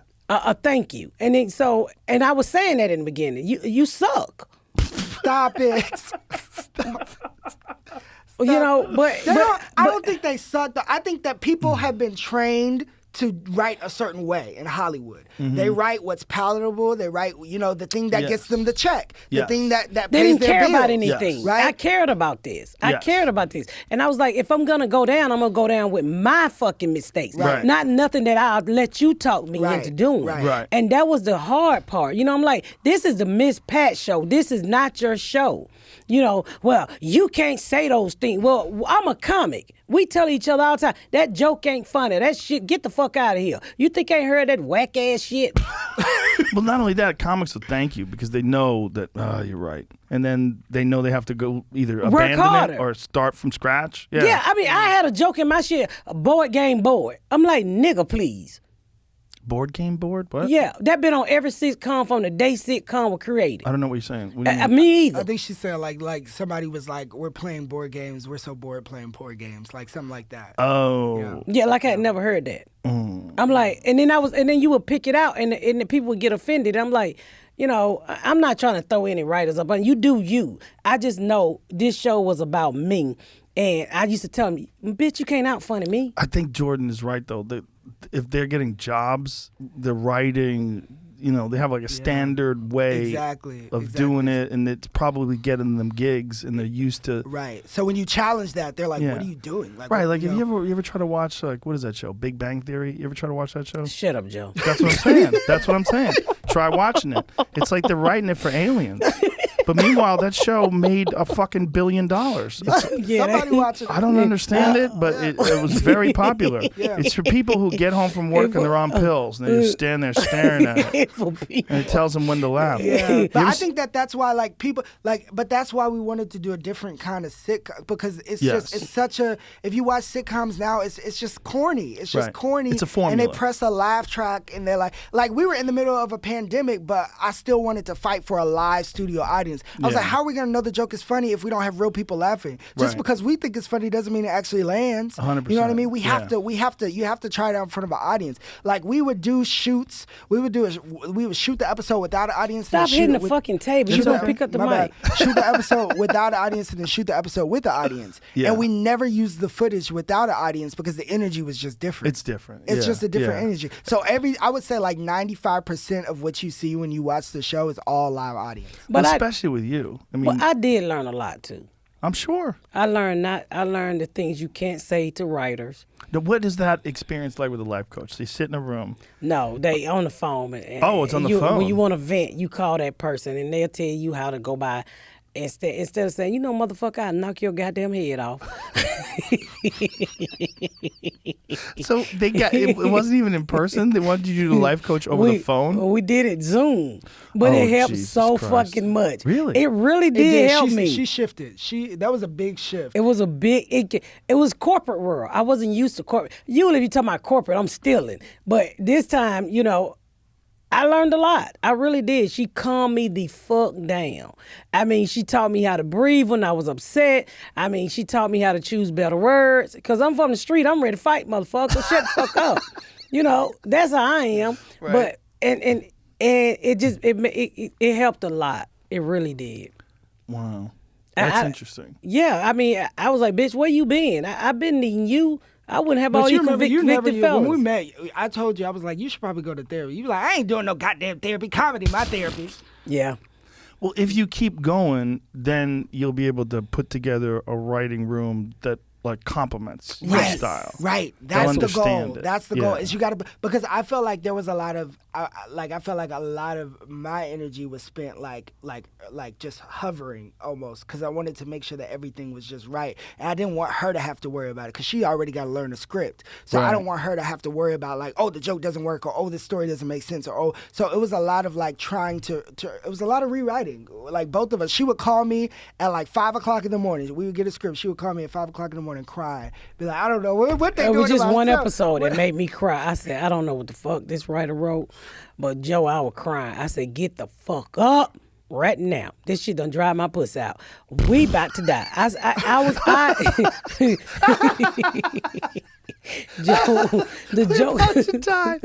I thought I was gonna die. It was hot flashing, everything. I couldn't do it. But it's like that's the best thing. Like they worked hard. Don't get us wrong. They worked hard. They worked hard. Right. But it just wasn't it just didn't mesh. Like the way we tell stories and the way that they tell stories just didn't. Some of them. It just didn't. But we had some really great writers. I'm gonna be honest the with you, whole we room was rewrote great. the whole fucking season. Literally, there was not a strip that we did not touch. And we learned a lot about that.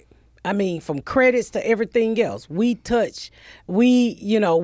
was not a night that when they turned in the strip, we didn't have to go back and fix. 12 episodes, a lot of writing. But it makes sense with a new show too, Yes. because it's it's a new machine. Yes. So it's we have to they did great. They're good. I don't want them to watch this and be like, oh, No. They did great. But it Too was just a late. thing where we. Some of the voices wasn't ringing all the way through because my daughter wrote on the show. Oh, really? Yeah, my youngest daughter wrote on the show. Oh, wow. That was her. What's the name of the episode? They. The gender non-conforming That's my episode. daughter's episode. She wrote that. Even her episode, we had to go back and touch. So it wasn't about if they wasn't good enough. It was more about some of it I had to put more of my voice in it. Yeah. It wasn't ringing home true to who I was in some of the episodes. And we kind of got an understanding with the writing room. Hey, yeah, we're gonna have to touch every strip because this is our Yeah. project and nobody cares about it like we did. Well, no one's going to understand what you're trying to accomplish other than you.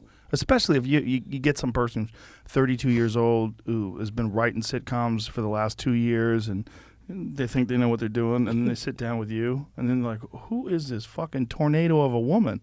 This is ridiculous. Try preparing for someone like you without ever meeting someone like you. So you got to look at it from their perspective too. Right. It's a shock. Yeah, It's a they shock. can't pretend someone like you exists and write it. They have to kind of meet you, and then they meet you what the fuck? They would have to listen to you on every podcast, watch your stand-up, and get a sense of who you are. And even then, they'd probably be too timid to write the way you speak. Well, I'm really a nice person, Joe. You're a very nice person. I love everybody. You really do. But I'm gonna say that shit ain't funny. Yeah. And I think I should have that right to say that shit ain't funny. Is important. Because if you don't say it, then they just do it the way they wrote it, and then it sucks. And then it's you. I had a podcast with the guy from what's the comedian name? The redneck dude. Want to be a redneck? I cannot think of his name. Oh, Jeff Foxworthy? Yeah. So I did his podcast, and he said He has a podcast? Yeah, he has a podcast. And I was doing a podcast with him one day, and he was saying that was some of the problem that he had. He was like, I wouldn't say this shit. Right. And he said sometimes to the point where they didn't even want him in the writer's room. That's hilarious. They did that with Roseanne, too. They kicked her out of the writer's room? Yeah, the new series for the second season, they kicked her out of the writer's room. Yeah, it's executives have these ideas and writers have these ideas like, we know what we're doing, you know? And when you have a strong voice like yours, especially yours because it's so unusual, like like Miss Pat is like, you don't have another example. There's no other one like you. Like, try to find another Miss Pat. So for them to try to like put it together, if you get a regular person like, oh, he's like Tim Allen, or oh, he's like this person, like you can do that with a lot of sitcoms. But with you, they're fucked. Like they would literally have to try to think like you, and that's hard. It's hard to do. But this kid got it. yeah, Jordan got it. But that's the thing is that this kid, right? Like he's not corrupted by the system yet. You know, and for you to get out of the gate with a show like this, I mean, this is amazing. Yeah. It's an amazing opportunity for you, but it's perfect for you because he's fresh and he's not fucked up by this goofy machine that makes terrible TV shows. Because there is a machine and they make a lot of money off those terrible shows. Yeah. They want to keep making those stupid fucking shows. Yeah, and that's what I was happy too. I was like, oh my God, I'm so happy because he got so many other projects now on the book. I said, yeah. I said, he's writing a movie now. 26. Yeah, for Netflix. Out the door. Yeah, guns he's blazing. I mean, when I first met him, he didn't have no food. He got on Prada boots today, Joe. Wow.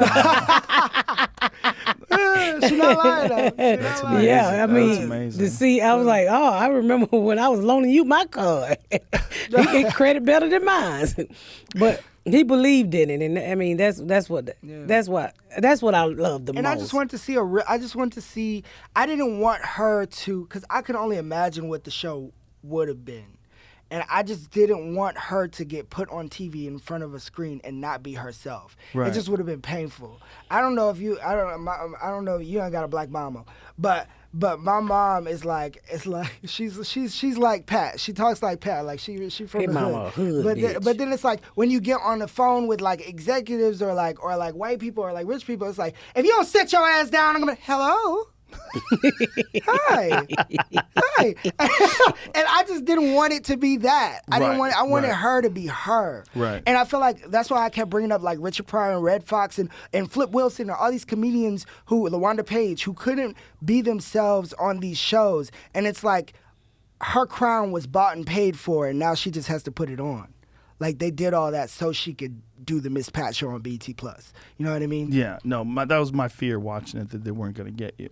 And they're going to put you in some sitcom, you know. But then when I watched it, I'm like, this is you. It's actually you. And for people that don't understand how hard that is to do, there's one thing for a person to be themselves. It's another thing for someone to write out that person and write that person interacting with a fake husband and fake children and a fake kitchen and try to put it together and make it seem like it's really you, really having fun with your family. And that's, you nailed it. You did it. It's one of the hardest things in all of the sitcom world is taking a comedian and recreating their voice for a show. It's very hard, and very few shows have ever done it right. Yeah, that's what I hear all the time. It's really true. I mean, if you go back and think about all the different shows where a comedian starred in that show and played some goofy caricature of themselves, that's what most of them are. They very rarely nail the essence, but your show is you. It really is you. So you should be proud of that. Thank you. Thank you. I can't imagine it's not going to be huge. I really can't. I think it's going to be huge. I really do. It's fucking good. Well, thank you, Joe. Y'all heard Joe Rogan? The same way you buy them muscle balls. Muscle balls. Oh my all that soy milk, all the good shit he Soy tell you. milk? I put don't in. drink soy milk. How I don't dare know what you? I don't know what people do for health and shit. I mean, I drink cow milk. This is like vitamins. I do too. I You drink do? cow milk. I don't fucking I like stopped drinking. soy Now milk. I only use it if I'm cooking. Because Yeah. now I just feel weird. I feel like I'm sucking on somebody's titty when You I'm are. drinking it. It's nasty. A little bit. Why? Tastes good with cookies though. Because we're the only species that drinks other species. Yeah, you know what milks. else we do? We fly planes. We make movies. You ain't lying about We that. shoot guns. We do a lot of shit that other species And we don't suck do. cow titties. Yeah. I ain't never sucked no cow When you titties. drink milk, you do. I ain't sucking no titties. You got me fucked You up. don't have to somebody, suck them. Somebody else did it for somebody you. else did it, and I paid for it. Exactly. Exactly. Yeah. So It's- you It's don't. good. Like when I make a macaroni and cheese, or you baking a cake or something. Oh, but then that's- you'll accept it. But then I Yeah. can suck the cow titty. But You if ain't sucking no cow titty. I What are feel you like talking I'm about? sucking cow titty. Well, something is mentally wrong with you. I guess so. Well, I guess so. But you just. But I'd rather suck almond It is titties because it is a almonds little don't have weird. titties. But Oh, he well, almonds are ridiculous. was you crazy, Jordan? No, almonds don't have titties. So when you drink almond milk, it's good. This is not milk. It You doesn't- shouldn't call it milk. Why But not? It's 'Cause milk. It's not. It's But not. I have to fool myself because it's white and it's creamy. Yeah, but it's just Don't ruin Don't my you fantasy, have Joe. sex? fucked up Don't you have almond sex? water. Yeah. What that got to do with milk? What does that have to do with milk? It's white and creamy. I mean, I guess. It ain't a gallon of it, but it's white and creamy. Apparently that's not if you get a different. vasectomy. Yeah, that's less creamy. Well, or your something. man ain't got no vasectomy. I don't understand. I think he just don't. I think he anti titties. Well, I think I it's don't just mind titties. there's a lot of people that have that thought about milk when you know that we are the only species that drinks the Well, milk the of people, other the animals. vegan people say the same thing. Don't eat the women running around here with blood on themselves in KFC. I'm like, bitch, I don't care what you do. Don't you bring your ass down to Chick-fil-A with this bullshit. Don't you come down People to do Chick-fil-A. that to protest. They put blood on themselves. Yeah, in the restaurant. somebody lady was standing in KFC with fucking blood. You're killing the chicken, and I'm gonna fuck you up if you fuck up my number one. See, they don't know because that ain't real chicken. What ain't? So KFC? ain't nobody getting killed. KFC's not real chicken. Don't say that shit. This is a Joe What are you Rogan talking podcast. You about? get sued. There's bones. There's bones. don't- in No, it. it's good. It's good. I heard it wasn't real. What? I heard No, that a listen, you lot can't be of saying fast food chicken is not Chick-fil-A genuine real. chicken. Okay. Listen, if you buy Kentucky Fried Chicken and it has a bone in it, they're not putting bones in fake chickens. But what about It's the cheaper. shots? Don't they It's put the shots in literally the shit? Cheaper. They put the shots in everything. You been here. You got the COVID shot. What the Listen, fuck you worried about it for? Those shots are expensive. What they've done is it's selective breeding, and they've created these animals that grow faster and they have They larger created. breasts. That's the problem. Yeah, What but do you it's- mean by created? I'm trying to explain to you. Every time you nut, I'm trying to you create explain to you. something. No. It's selective breeding. It's the same reason why we have poodles and we also have German shepherds. It's selective So they breeding. take big They've chickens taken to fuck other big They've chickens. turned chickens into this new thing that they can't. If you buy like a chicken from 50, 60 years ago, it took a long time for those chickens to get large. Now chickens grow large way quicker. They're way bigger than they used to be before. And everybody thinks they're pumping chickens with steroids. They're not. They're not. It's selective breeding. They do use antibiotics with cows. The reason why they use antibiotics with cows, though, is because they're feeding them things the cows are not supposed to eat, and they develop all these infections because cows are not supposed to be eating corn. When you buy a steak and it's all that marbling, what that is a sick animal. Oh man. Yeah, and if you give those, that's why it has so much fat in it. If you give those animals antibiotics, you can keep them from getting ill, and they can get them to slaughter. But even like animals, like even if you buy cows, they don't. Steroids are expensive. They're not going to fill them up with steroids. It's selective breeding for the most part. So, Okay, do you so buy I'll go your back meat to from the KFC. street? Excuse me. Do you buy your meat from the grocery store? I hunt. I know. I So see you Really? hunt. most of the meat that I eat, I like to get it myself. Really? Sometimes Yeah. I be tapping on the God damn it, Joe, you been fucking up my diet. I've But- always been so curious. I would like to do that, but I feel like I would have pity on that. Like I wouldn't want to. I couldn't watch me shoot them. Well, there's definitely a sense of loss. There's definitely a feeling of loss. Do you like have a moment of silence? Yeah. What are you do. killing? Yeah, elk mostly. Because if I shoot one elk, I can eat it for a year. Like I go elk What do hunting every elk taste September. like? Delicious. It's amazing. Yes. Is it grainy like deer? Well, it's like deer, but it's more delicious and it's darker. It's like a dark red. It's fantastic. So you don't buy meat at the grocery store? I do. I still buy meat at the grocery store, but for the most part, I like to get my meat from hunting. That's so cool. Do you kill pigs too? I'll kill the shit out of a Oh pig. shit! Yeah. I can't. Oh. Yeah, especially wild ones, because there's so many. Well, that's the only one. Do you hunt. eat them too? Yeah. Do you shoot chickens? No, no. I've never killed a chicken.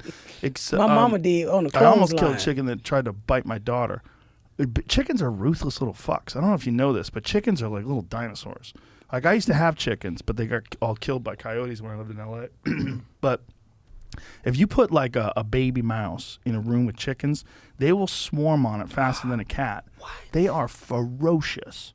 They're ferocious. Wow. They are such little monsters. Like, if they find a mouse, they attack that fucking mouse. A rat will not survive 5 seconds in a chicken coop. Chicken eat rats? Oh my I did not God. know They that. don't just eat them. They run after them and fucking attack them. What? Savagely. They tear mice apart. They were fighting over it. I put a mouse in the chicken coop. It's a long story, but here's the story. We put a glass fence in on my house, and hawks would be flying into this fence and knocking themselves out. It was kind of fucked up. We KO'd like 3 or 4 hawks. It was not good. So we're trying to figure out what to do with this one hawk. It was wounded, but it was still alive, and we had to bring it to this wildlife rescue center. So over the weekend, the center was closed. So we had to wait till Monday, and the hawk got fucked up on Friday. So we went to the store, and you buy these things called pinkies. And what pinkies are little baby mice that they feed to like reptiles. People who own snakes and shit like that. Mm-hmm. So my daughters rehabilitated this hawk and fed it these little pinkies, and it ate a few of them, but it had one left. And they were like, we want to keep that one and raise it. Like, you just fed the other ones to this fucking hawk. Now you want to raise it? And I'm like, first of all, it's a mouse. You're not going to have a pet mouse. And second of all, this little baby needs milk to survive. It's not weaned yet. Like, they literally sell them to be fed almost immediately to reptiles and lizards. So we eventually get over this, and I tell them I'm going to go feed it to the chickens. So I go out into the chicken coop. I open the door to the chicken coop. I put this thing down, and they knew exactly what it was. They just, they swarmed on it. One chicken got it, and the rest of the chickens chased this chicken around. They were trying to pull it out of her face. It was wild. The most ferocious shit I've ever seen in my life. I never heard that. There's a fun video of a chicken and a mouse and a cat, and the cat is trying to play with this mouse, and the cat is like creeping up on this mouse, and the chicken's like, bitch, give me that, and runs over and steals it from the cat. Wow. And the chicken just starts fucking it up. And they don't play with their food either. They kill it. This is why I don't mess with Watch birds. this. I'm afraid Look at of this birds. cat. See this cat? So the cat's got the mouse, and it's like, look at this mouse. I can't believe I got him. And cats, they're playing on their instincts. And so this cat is like fucking around with this mouse, but not killing it, just swatting at it. And the chicken recognizes that this cat is pussyfooting around. Look at that chicken. Look at this chicken. Oh! Look at him. No, he did Yes, not. he does. What? You son of a bitch. Yeah, look at that. He's like, give me that shit. Oh! Look at him tearing it Yeah, apart. not Ben. She's just slaughtering it. I'm turning vegan. Oh my God. And See, that- this is why I don't fuck with birds. And that cat just stepped back like, okay, you got it. I've never seen. I didn't know. I didn't know. Chickens are ruthless. This chicken attacked my daughter when she was like 3 and was pecking at her feet. Ooh. And my wife was like, she didn't know that the chicken didn't know. I go, no, she knew. She was trying to eat her. I go, they try to eat each other. They peck at each other. That's why they call it pecking order. Like, chickens will murder each other. So you went out there and slapped the shit out of the chicken. I grabbed that little motherfucker. And I was like, you have seconds left to live. Seconds. Did you eat him after you killed him? I didn't kill it. But my wife was like, just give it a chance. She never fucked with my daughter again. She never fucked with anybody again. You jacked the chicken up, I Joe? grabbed it Grabbed it by by its the neck. neck. I grabbed it by its neck. And they were trying to talk me into not killing it right there and then.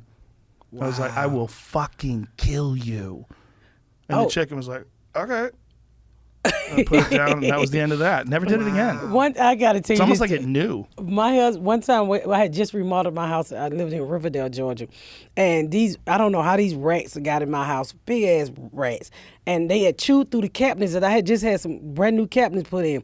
And my husband go downstairs to fix my daughter bottle, Joe, and my daughter Garyana probably was 3 months old, and he cut on a light and 2 big ass rats in the kitchen. He came back upstairs. He said, "Motherfucking rats trying to get my baby." And he go back downstairs, and it was a can of tuna because we had been shopping. And he got up on the island, and this motherfucker threw this can of tuna and hit this cat on the head. And hit this rat on the head. The rat stood up and said, and just fell back on the other rat. Say, "These niggas killing niggas." That motherfucking rat squared back through that hole. He killed him with a can of tuna. Can of tuna. Oh, my God. He stood up like he was praying, Joe, and just fell back. And I said, "No, don't hit him no more. Don't hit him." My husband don't give a fuck. One time, a squirrel got in the house, and I was so scared. I had a C-section with my son, so it was just me and one other kid had to stay home and help me. All day, we in the room scared of them motherfuckers. My husband come home for, I said, "It's a fucking squirrel downstairs. It's a squirrel downstairs, and we ain't been able to eat all day because we scared of the squirrel." My husband went in that living room, moved that sofa, slapped the shit out that squirrel, and opened the back door and kicked that motherfucker so hard it caught onto the tree. I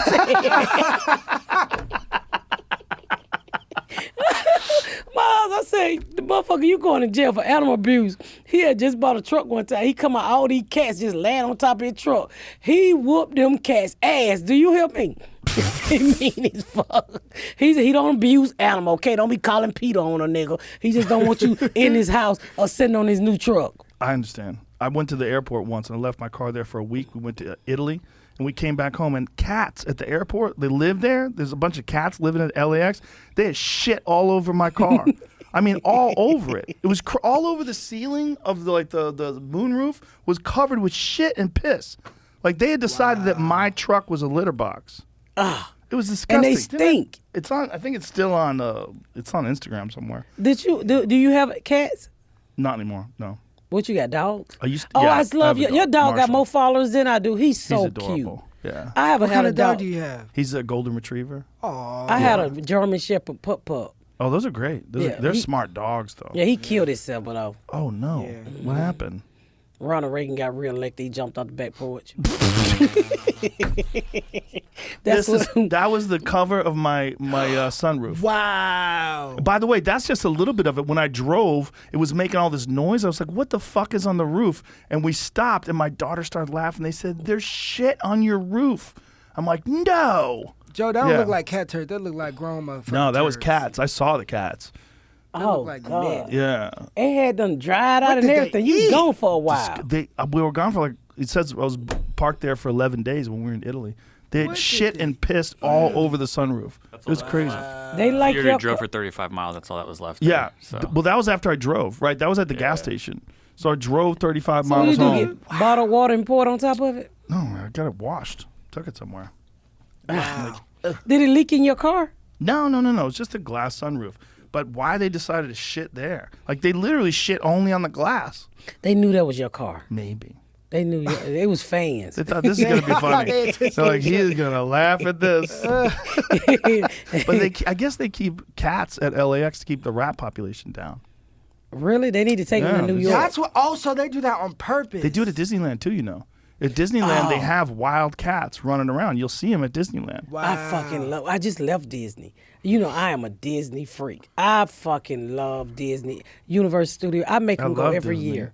Let me tell you, so I was doing a radio interview and somebody, the guy was like, "Oh, Miss Pat, you gotta do the VIP pass." I'm quite sure you know the VIP pass. I don't know. I'm black. I just got a few dollars. So I was like, so I called my traveler. I said, "What's the fuck is the VIP pass?" She said, "I didn't think you wanted to pay that much. It's 18 of us." I said, "Well, shit, you only live once. Why not?" So she called back. She said, $12,000. I was like, these niggas ain't got that kind of money. So I paid for everybody. Oh, Joe, it was so fucking good.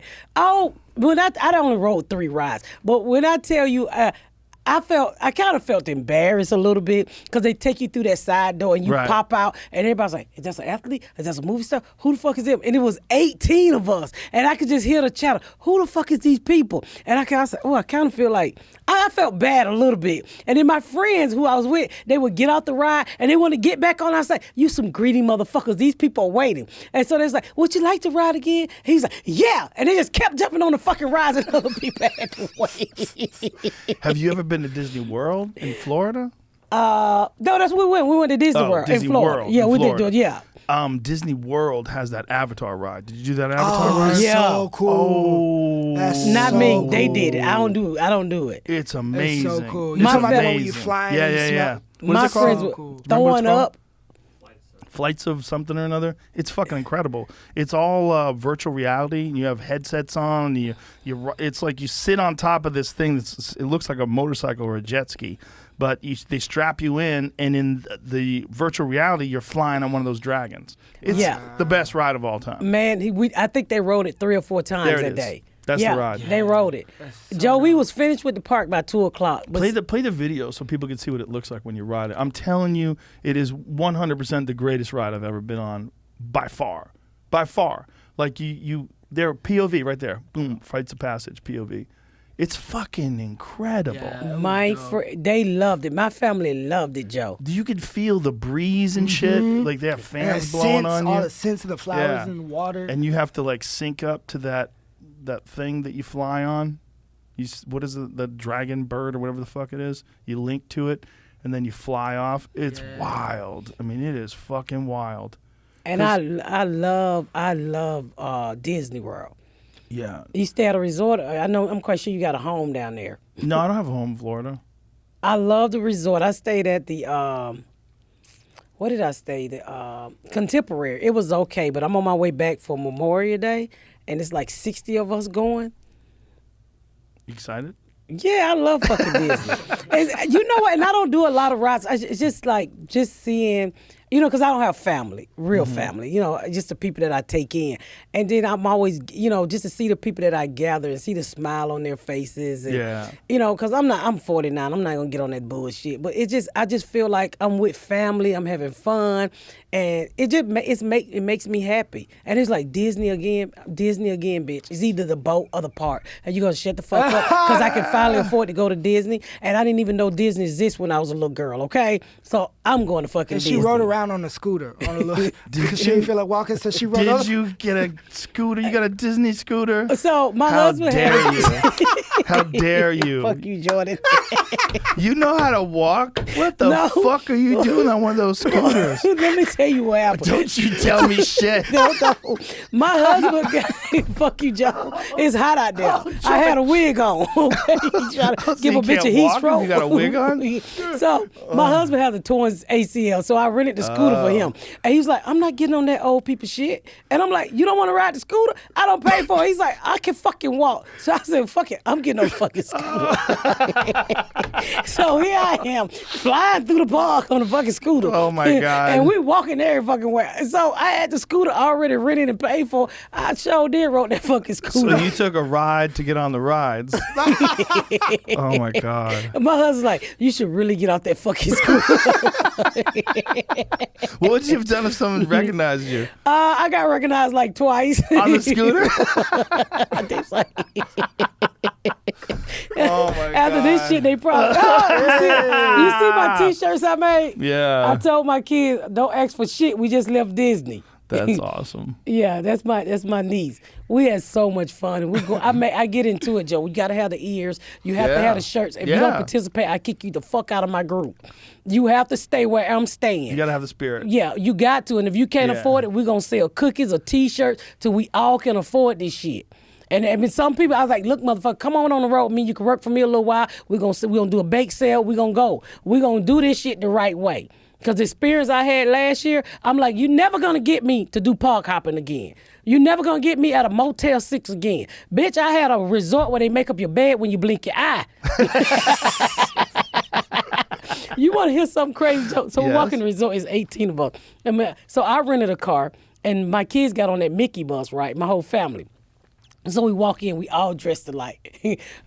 Joe, I'm not going to say they was racist, but when you see 18 black folks walking to a play, you ain't used to see it. White folks like, what the fuck? They started asking, are y'all a reunion? I'm like, no, motherfucker, are you a reunion?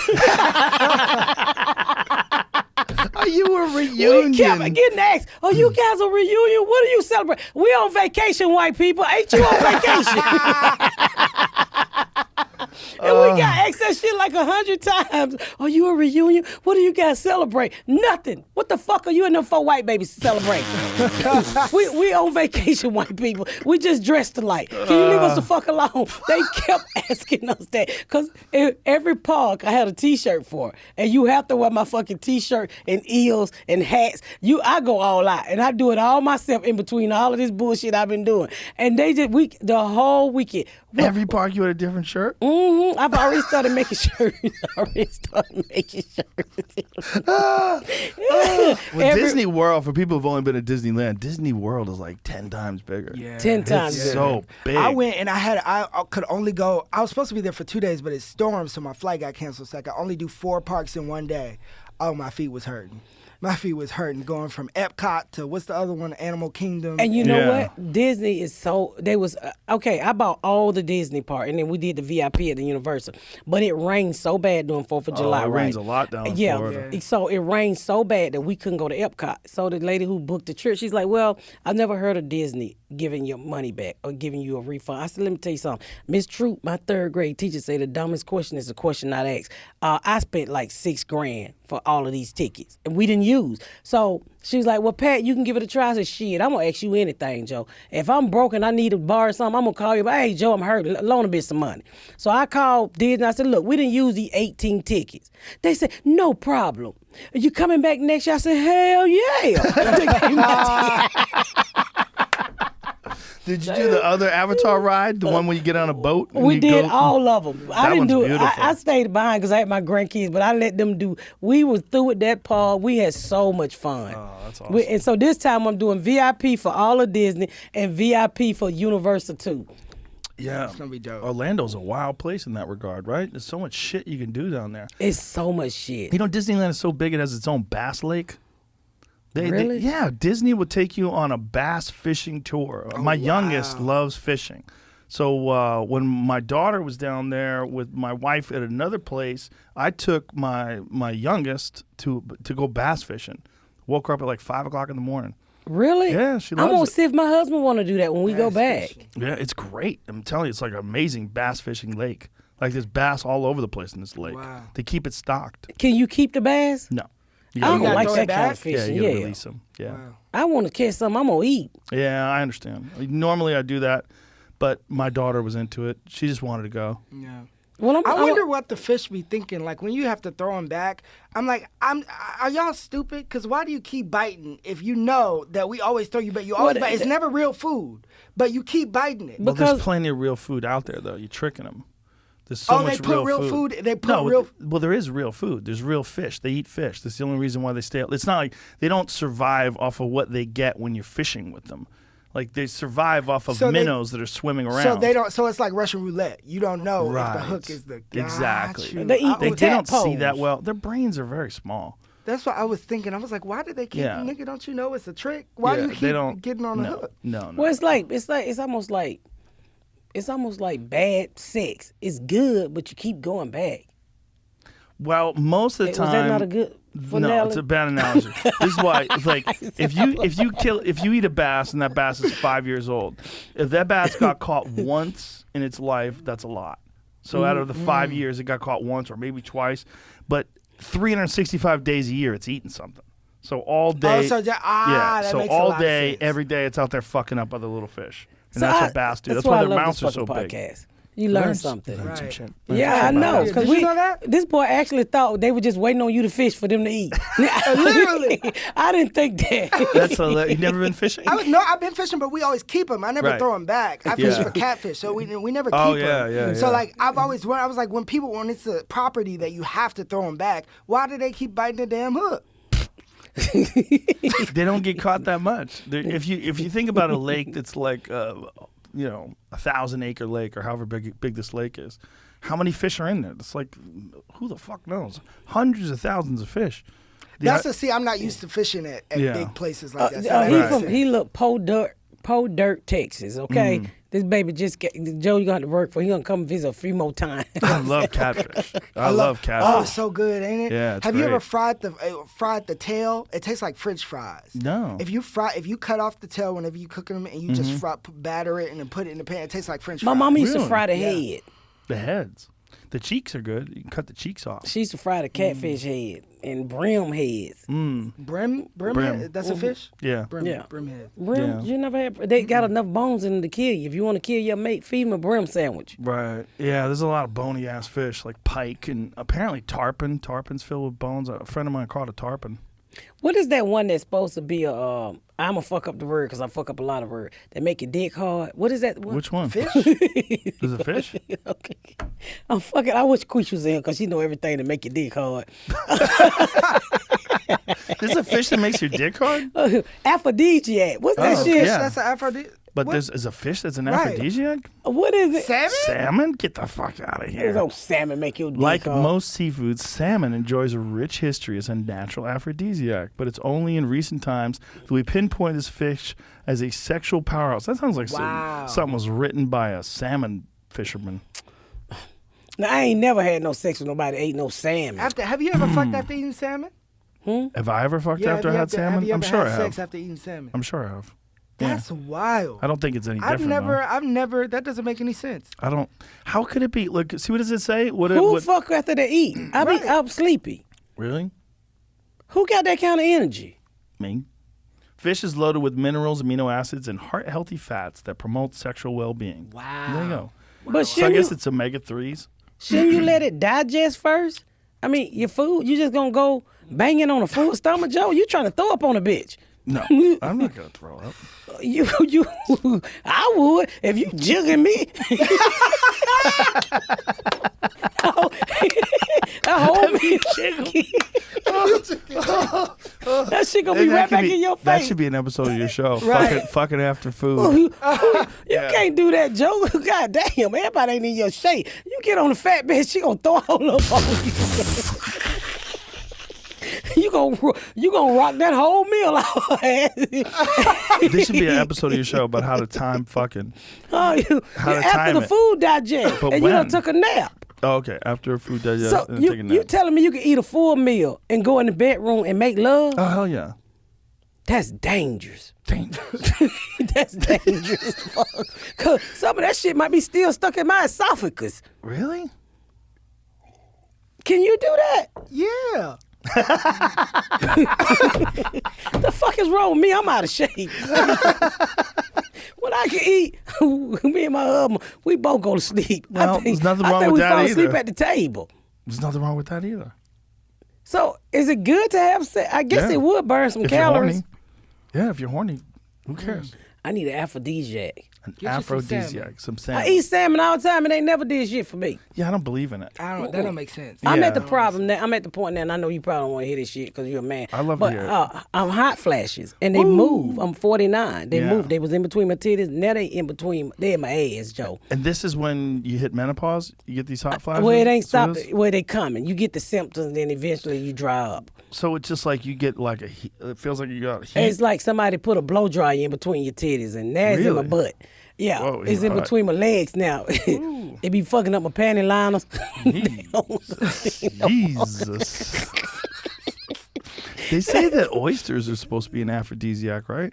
But that makes sense because I think the way you eat them is very sexual. The way people eat oysters, Right. They're like, Yeah, it's you very. sucking on them. They look Yeah, like, you have to get in there. And They, you have to they get look a like little rip. undeveloped vaginas. I can't A eat little them. bit. But They- I think they're rich in zinc. I think that's why. Zinc since is you- good for. I know how hormones. smart you is. I need you to get somebody on this podcast to tell me about hot flashes. How do we as women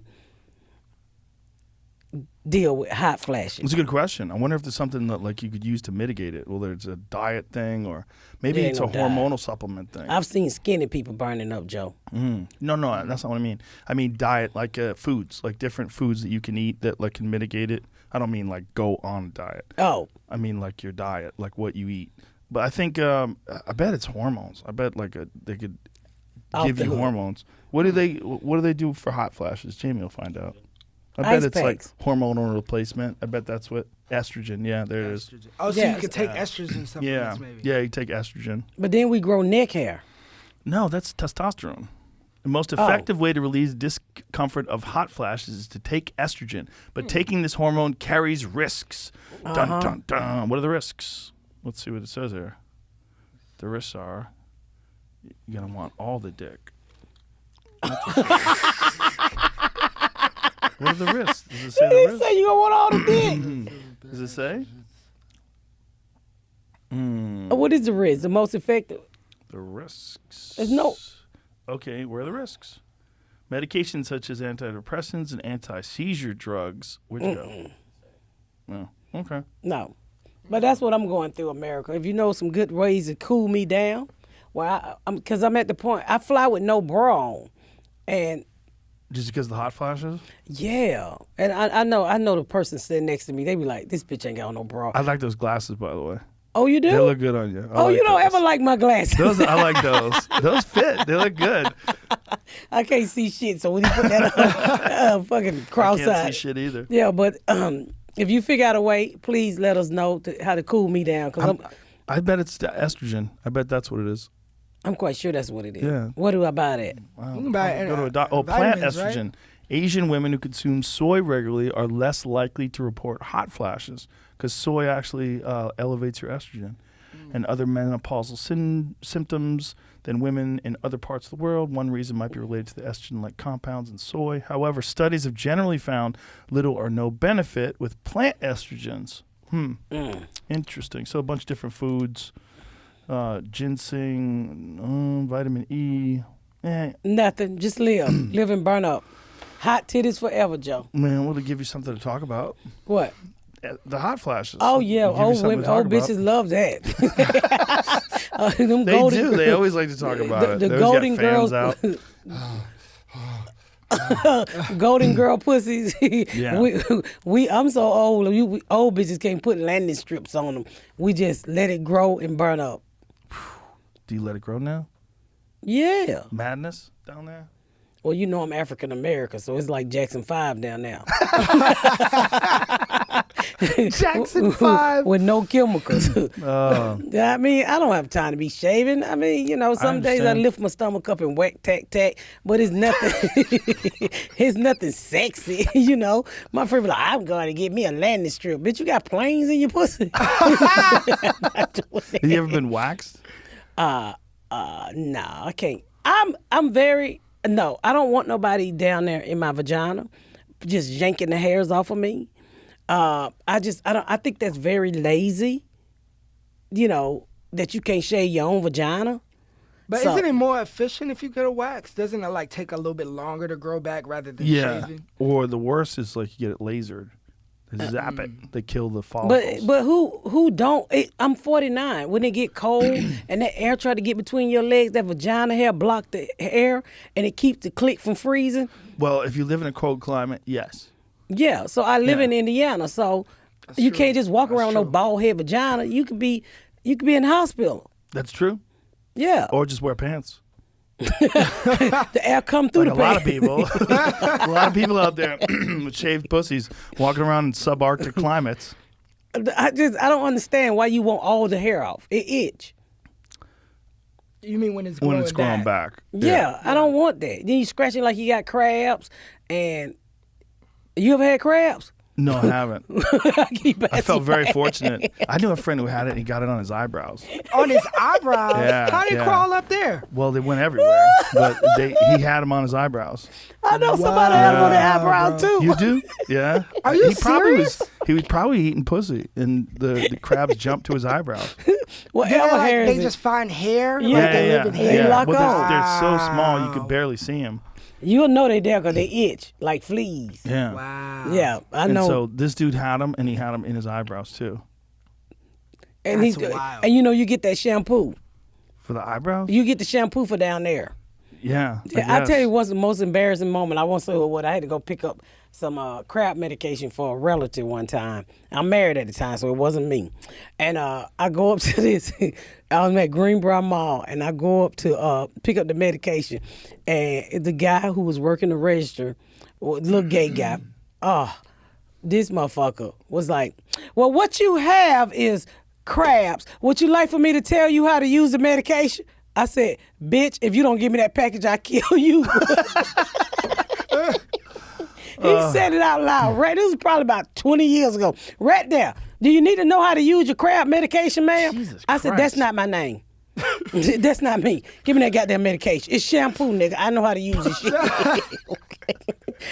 And then, you know, this is Greenbrier Mall. It's dark, it's packed. Everybody's sitting there waiting on they medicine. I told her, everybody looking at her like, I got crab. I'm like, I couldn't say it's not me this time.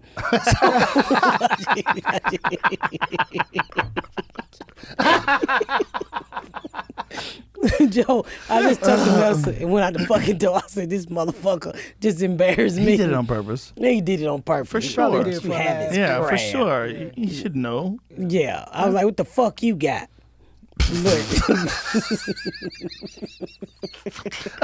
Because I was trying to get my husband to go pick up the medication. I'm not going to do that. I'm not going to do that. I was like, I'm not going to pick up nobody Venereal STD diseases are medication. very strange if you think about it, because it had to be like an original source. Right. Like how are they, it's like respiratory viruses and flus and things like that. It kind of makes sense. And a lot of them come from animals, right?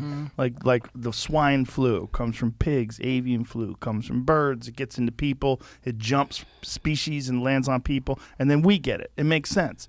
But venereal disease, like, what was the source? Some woman was trying to keep her husband at home and cook that shit up in the kitchen. All right, you gonna go out here, you gonna put claps on this bitch. She's got a lab coat on, trying to figure out VD. But it's like, what was the original, like, what came first, the chicken or the egg, right? What was the original VD? Right. Who was the first person who got it? Yeah, and how does one develop a venereal disease, right? Where's it coming from? It's a good question, right? Yeah. Because there had to be like a patient zero for like gonorrhea. There had to be like where's that person getting gonorrhea? How's that happen? They're probably having sex with monkeys or something. Maybe. Why everything got to be a monkey? Y'all put everything on the monkey.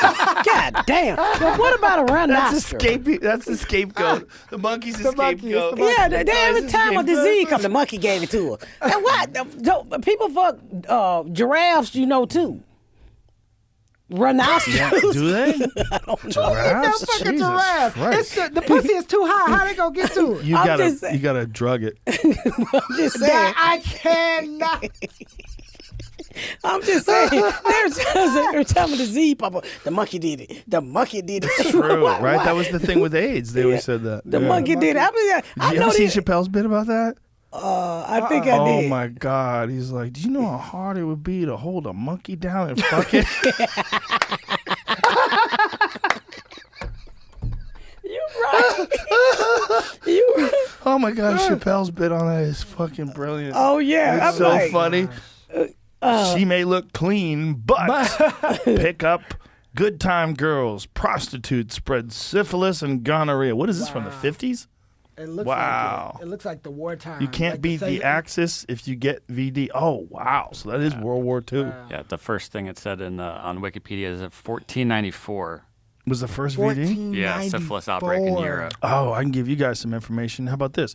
You know that expression bigwigs, when you call someone a bigwig? Do you know what that came from? What? It came from a group. There was in France, and I think it was in the 1400s too. There was was it a prince or it was nobleman? They're two brothers, and they got syphilis. And when they got syphilis, their hair started falling off. Everybody had syphilis back then, but they didn't know what the fuck syphilis was. And when you get syphilis, your hair falls off. So what these guys did was they got wigs. And the more money you had, the bigger the wig you got. And so they got these big fucking crazy wigs. And they would wear these wigs. With And so that's syphilis. what they call that's why they call them big wigs. Like if you ever look at like men from these ancient times where they had these big crazy wigs, that's what why that they had those came wigs. from? Came from syphilis. They were all losing their hair. Not only losing their hair, they lost their teeth. They'd get holes in their face. Wild shit. That's probably why George Washington had wooden teeth. Maybe. Yeah, they didn't have any fucking hygiene back then too, Wow. though. But they all wore those crazy wooden wigs. So if you see like in the old days when I think they still have powdered wigs in some courts in England. all them so got all those guys with those wigs, that was all because of syphilis. Look at that thing on his cheek. Yeah, that's a hole. It's a syphilis hole in his cheek. So they would have literally their fucking skin would be rotting out. Yeah. And so that was there's all these that was like a guy who had syphilis on his head. Look at that. Like literally his fucking head is rotting. He's got holes in his head. What the fuck? Yeah, the noses would fall off. Syphilis was wild, and they didn't know what it was, right? So they had no idea what was happening while their fucking cheeks were falling off. Wow. And you could look inside their face and see their teeth. I wonder. Look at that lady. Like her nose fell off. How did they name it syphilis? Was that from somebody? Question. It's a good question. I don't know. You know, who are the brothers? Who are those brothers? Yeah, I was trying to find that. That article you just had those guys No, in but it. it didn't say. Oh, it didn't just say? talked about Louis the 16th, 17th, 15th. Wow. So it was so many of those people back then. Well, they were wild people back then. Just fucking. There was no condoms, right? And they all would give each other Ziplocs. diseases, and they didn't even know what it was. They didn't even know what diseases. Like back then, they had like if the plague came, they thought it was like ghosts and shit. They didn't know what the fuck was going on. They didn't know what was the cause of it because they hadn't really isolated bacteria and viruses. They didn't really know. So when they got syphilis, they had no idea what was happening to them. So these dudes got wigs. And the bigger the wig, the more rich you were because you could afford some crazy-ass wig. So they were all going bald and all fucked up and going crazy. Heads falling off. Yeah, hair falling off, everything. Big holes in your face. It's wild shit. Don't call me no big wig. Yeah, that's the origin of the term bigwig. Wow. But if you still, like, I think in certain courts to this day in England, they still wear those powdered wigs. Just for tradition. Yeah, Yeah, and yeah. the tradition started because of syphilis. Wow. Wow. Wow. Now don't think that's why I got on a wig, okay? That's not what I'm thinking. Okay. I ain't got no holes But in my today head. they just have penicillin. They give you a shot of penicillin and it goes away. Yeah, I just got on there because I don't want to be fucking with my real hair because it draw up in the heat. I ain't got. Hey, my wig ain't big. I understand. Okay. I understand. No worries. Hey, don't get confused. Don't think all the black women out here big wigs and shit. Well, it was white people back then. Look at all those people in France. Wow. If only they had a bus to come pick them up and take them to Right, to the syphilis center. I wonder who was the first person to figure out how to fix that. What's up? This doesn't. I looked up why they're still wearing it. This is the reason they say on how stuff works. Many uniforms, wigs are an emblem of anonymity, an attempt to distance the wearer from personal involvement, and a way to visually draw on the supremacy of law, says Newton. Wigs are so much a part of British criminal courts that if a barrister does not wear a wig, it is seen as an insult to the court. Yeah, whatever. I guarantee it started out with syphilis. So they. Why else would men wear wigs? Why would they have the? So they just got these wigs sitting by the courthouse door. You pick up one and put it on your head when you walk in. I think you probably have your own. You probably wear your own wig. You take it home? Or Yeah, you probably have your own, like special wig that you wear when you go to court. And it's not like a lace front. It's not like nice. It's just, it Looks like they shit. Just plop it on. Yeah, like your regular hair sticking Like a out hat. underneath it. Yeah, it looks dumb. It's like a hat. Yeah. But England's got a lot of wacky things. Like they still have a queen over there.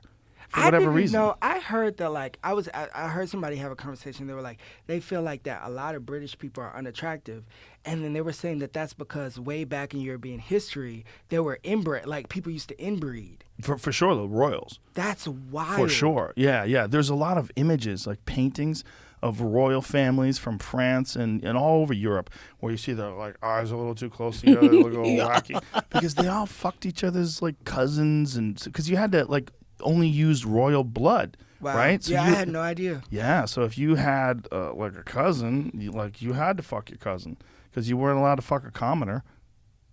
It's wild shit. I think that wasn't that long ago people did that they believed in royal blood. Like, see if you can find some pictures of Royal inbred. blood. There's a lot of pictures, like paintings of inbred royals. Wow. And they just look off.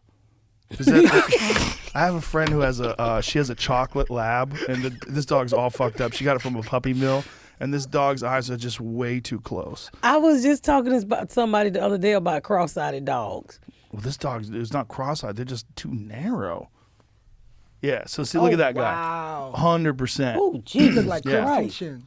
Yeah. it's He people- look like who? They kept Why banging is their it changing? centuries of inbreeding among Look. European royals caused the deformity known as Habsburg jaw. So they developed some crazy looking jaw. And it's just from centuries of fucking your family. Wow. Wild. Look at that. That is weird. I would have to stop my cousin at the door. Like, do you see what we look like? Do you really want to make another one? You don't want to do this shit. Jesus Christ. I know. I mean, like, how does that ever get filtered out? Like, you got to think like how much of that inbreeding shit like ruined generation after They generation lips after hang- generation. Look at him right there with the wig on. Yeah. Looking like Michael Jackson. I Yeah, mean, look at his Hasburg jaw. Why inbred monarchs didn't measure up as rulers? Well, probably because they're mentally challenged, right? I mean, if it fucks your face up like that, what's it doing to your brain? Crazy. But I know some regular people who look like that now. Not that crazy. Like, no, I'm talking about the nose and how narrow the face is. Maybe, but I bet also like they're probably being nice when they're painting this too. They probably are. You're probably know? right. Because they would probably kill him if they made him look ugly. Right. If they made them look like what they really looked like. you think they look worse? I think they Probably. look worse. Yeah. Yeah. Because they're royals. Probably. So They where probably are they don't now? even know what they look like. They died off, I'm sure. Those genes have died off for sure. No, they There ain't. I probably know is, some, like, a I know little bit some of it long left. chin bitches like that. I don't know what you talking about. That shit ain't dead. Well, there's long faces, but that's a particularly deformed face. You know? The whole idea of royals is crazy shit. But what's really crazy is that, I had this lady on recently, last week actually, who escaped North Korea. And it is a fucking wild podcast. She escaped North Korea when she was 13. She was a sex slave in China. And then she escaped from China and made it to South Korea and then made it to America. And it's a crazy fucking podcast. But what's crazy is that, like, there are royals right now. There's dictators right now in certain parts of the world. And that's happening right now in North Korea. But that was like how people lived throughout most of history. Most countries were dictatorships. Even like when people talk about Greece, like Greece was a democracy, sure, for a little while, then eventually became a dictatorship. And even when it was a democracy, they had slaves. They killed each other for random fucking reasons. The Romans did the same shit, and that eventually became a dictatorship as well. Like every fucking civilization up until the United States in 1776 had devolved into a dictatorship. That's why people are so worried about this country and the direction it's going. Because they're like, look, this could become a dictatorship too. Yeah. That's why they scared of mass and fighting on planes. These people are just worked up. They're scared of masks and fighting on planes, things like the country is just, so many people have been out of work for like over a year or lost their jobs or lost family members or also just scared. So many people are just scared. And they get back outside and they don't know how to fucking act. I got to tell you this. I was in Miami. You didn't go to Miami, no. So I'm in Miami and I'm just, because I flew during the pandemic and worked a lot. And so I'm at the Miami airport and starting to open back up, and I see this man. I was like, I just want to tell you hello. And he looked at me and he was like, I said, you don't know me. I said, look, I'm so happy this fucking pandemic is ending. I don't know what to do. I just want to hug every fucking body. And this white dude said, right on to your tribe, sister. I said, Tribe? I said, I can't even fucking call him racist. I'm so happy to hear him. Florida's a different race in and of itself. What the fuck make you think I'm from a tribe, sir? Right onto your tribe. Me and my friend Quisha was out there. I said, he just thought I had a tribe. He said, we with your tribe. I said, all righty. Any other time I'd be like, you racist son of a bitch. But I was so happy to see people. I said, fuck it. I'm going to go on and get my rental car. I couldn't say anything. Florida opened up earlier than any place, right? Yeah, Did they ever close? Sort of for like a little while, and then the governor got on TV and made some actual valid points that you should be able to take your own risks, and we should protect the older people, the people that are the most at risk, and and vaccinate them as quickly as we can, and before that, protect them from exposure, and everybody else just do whatever the fuck you want to do. He believes in freedom. It's weird watching so many people move to Florida. Like, Florida was always a fucked up place that no one wanted to live. Like, unless you were running from somebody that you, like, got divorced from in New York, nobody wanted to live in Florida. I don't want to live in Florida. I just like Disney. Disney's awesome. Yeah. Florida's not a bad place to live, though. It's too fucking hot. It gets hot. And they alligator walk around like motherfucking drug dealers. That's an I issue. can't. Fucking them alligators. Alligator killed a baby at Disney World. Yeah. Wow. Uh-huh. Oh, yeah, in the pine. I remember Yeah, that. we was not far from that resort. But That's it was kind. It's just alligators and those little What's those little damn Iguanas. they just walk up the wall. They're Ain't nobody everywhere. screaming. They're And not even little. They're big. They get to be like 5 feet long. really? Yeah, they hunt them now. There's all these videos on YouTube of people hunting iguanas and eating them, cooking them and eating them. Oh my God! I was like, I can deal Apparently with they're delicious. roaches, but I can't deal with no fucking Iguanas. iguanas. Worse than this. When it gets cold out, they freeze because they're a tropical animal, and sometimes Florida gets 30 degrees. So when it gets 30 degrees, they die. So they're hanging on trees, they die, and they knock people out because they fall frozen and land on people's heads. So these old people are walking around Florida, and a fucking falling iguana cracks them on the top of the head.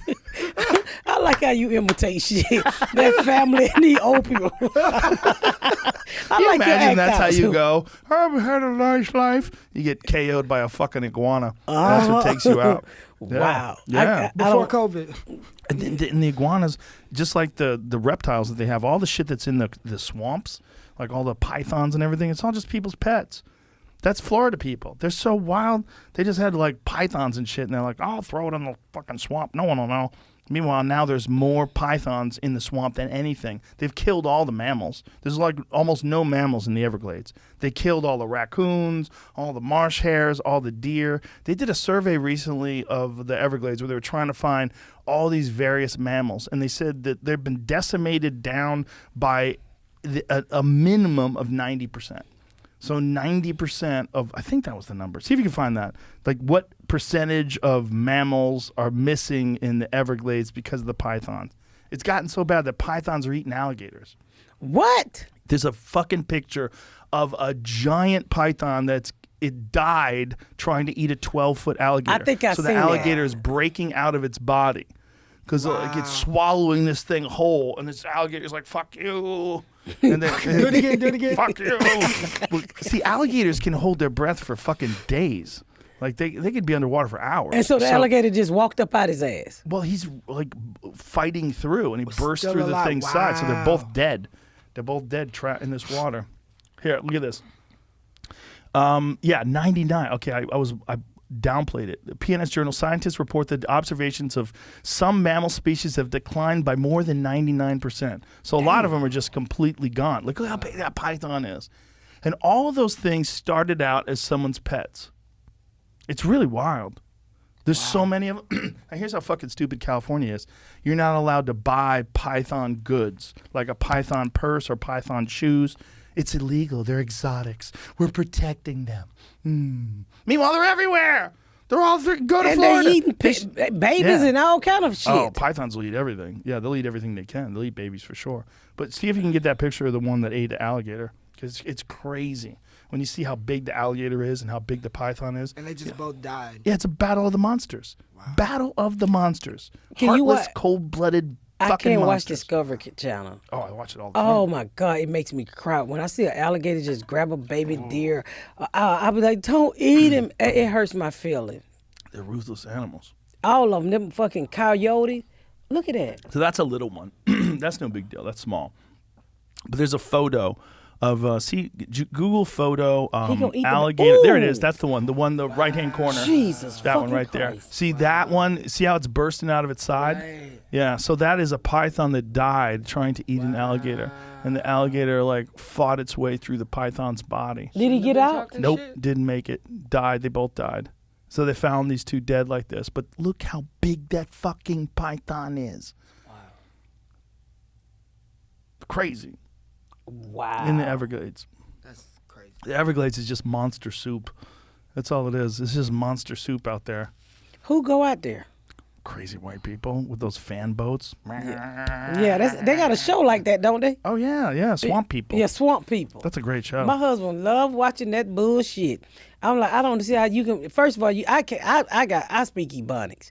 You can hardly understand the fuck I'm saying. Then you get them swamp people like, what the fuck are they saying? Those Louisiana people that live in the swamp and hunt alligators. Yeah. They have a whole, that Cajun sort of lingo. I'm not I gonna don't eat no understand a alligator fucking dick. word they say. They have to give them subtitles. Yeah, You wouldn't eat alligator? dick. Dick. Okay, I understand that. You would That's eat reasonable. alligator. No, I wouldn't eat no alligator either.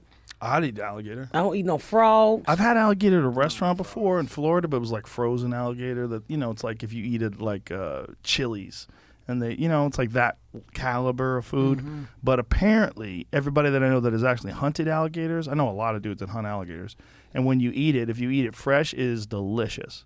Alligators apparently taste very good. Yeah, there's all videos on YouTube on how to butcher alligators, and they show them like taking it apart and what the best cuts of meat are. So we had alligator at the Grove one time. And that, No, and that you little had place, alligator. and it was fried. It was The fried. Grove it was in chewy. LA? You didn't like it. It was chewy. The Grove in L.A.? Yeah, Mm-hmm. they got a Cajun spot in there, and they had like this. It was chewy. I didn't like it. See, the thing is, if you're going to get it from the Grove in L.A., you're going to get it frozen. Apparently, the way to get it is fresh. So it's like, like you buy fish at the supermarket, you're getting fresh fish, right? Right. Especially if you're near the coast. Well, if you buy alligator in Florida, if you get fresh alligator, or if you hunt an alligator yourself, apparently it's delicious. Really? Yeah. Nah. I can't. But if you try, but you like catfish? Catfish is delicious. I don't like catfish. You don't? Really? But if it's battered right and fried nice. Nah. No? They eat everything. They do eat everything, but so do lobsters, and they're delicious. Yeah. I like Lobsters just lobster. eat dead shit. That's all. They're bugs. They're just bugs that eat dead shit. But God, they're good. They're so good. Catfish it's grainy to me. Really? Grainy? I mean, I don't know if grainy is the word. It's got a Grittiness? grittiness to it, the taste to it. Maybe it's just how it's prepared. Maybe who's preparing it. Maybe they didn't do a good job. You gonna talk about me like that? No, it's like how you prepare it. Did you catch Fish it fry yourself? batter? No.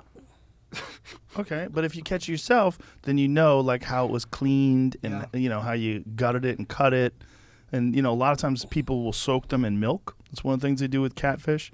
Apparently it enhances the flavor. For how long? I don't know. Different times, There's all sorts of recipes online. I've seen people doing that because I'm gonna do that. yeah, because where I live now in Austin, there's quite a few catfish here. I would like to catch some and eat them. Well, call me next time you cook it. I will. I love watching your videos. I I'm like, love to this cook. motherfucker have the nicest meat. That's that dark red elk. That's what that is. That's the, You like the best grill, meat. don't you? I love it. It's caveman shit. Yeah, I like being over fire and meat. That's In caveman the shit. woods. Yes. Remember that time I told you to take me hunting with you? You thought I was too slow. I get killed by a Well, you'd bear. have to have a scooter. I can't take a scooter to the woods. You'll scare all the animals off. I'll be like, get the fuck on. Joe got a pistol. Joe here to kill y'all. Get the fuck on, Dale. Don't you stand around. He trying to kill y'all ass. Would you really want to hunt? I've never been to the woods. I went to a summer camp one time, and we stayed in those little things that didn't have doors on it, like it just had a top on it, and it was deep down in Georgia. Mosquitoes ate my ass up. Oh, yeah. And I was like, I don't understand why people. What do they get off in these fucking woods? All these fucking spiders that's not you familiar with, just outdoory. I don't know. I just like being in the wild. If you wouldn't let me get killed, I would go halfway in the woods with you. The problem is, like, you got to go pretty deep in there to actually go get where the animals are. Like, on a normal day of, like, hunting, we'll hike 10, 11 miles in the What? mountains. Yeah, it's normal. And so what do you do when a bear come up, Joe? Well, it's not good. It's not good. Most of the places I hunt don't have grizzlies. If I did hunt a place with grizzlies, I would definitely, usually because I hunt with a bow, but I would definitely bring a pistol as well if I'm around grizzlies. Yeah, because I'm like, didn't you see the bear man? He got ate up. His girlfriend Grizzly got ate Man? up. Yeah. Did you watch Yeah. that documentary? No, yeah, my a- husband watched that mess. That's an unintentional comedy. That's what that is. And all they found was his spine. They didn't find much. Yeah, they didn't find much. I didn't even know bears eat you all the way. Oh, bears will eat the fuck out of you. Yeah, bears eat people. Can for you see me sure. trying to talk to hey, bear, I ain't take a bath today. This ain't what you want. They don't give a fuck. Bear just killed a lady in Montana just a few days ago. Yeah, a lady was a cyclist. She had parked somewhere to camp out and then pulled her right out of her tent. Pulled her out of the tent? Mm-hmm. Yeah, tore the tent apart, pulled her out, killed her. She didn't have no fucking gun?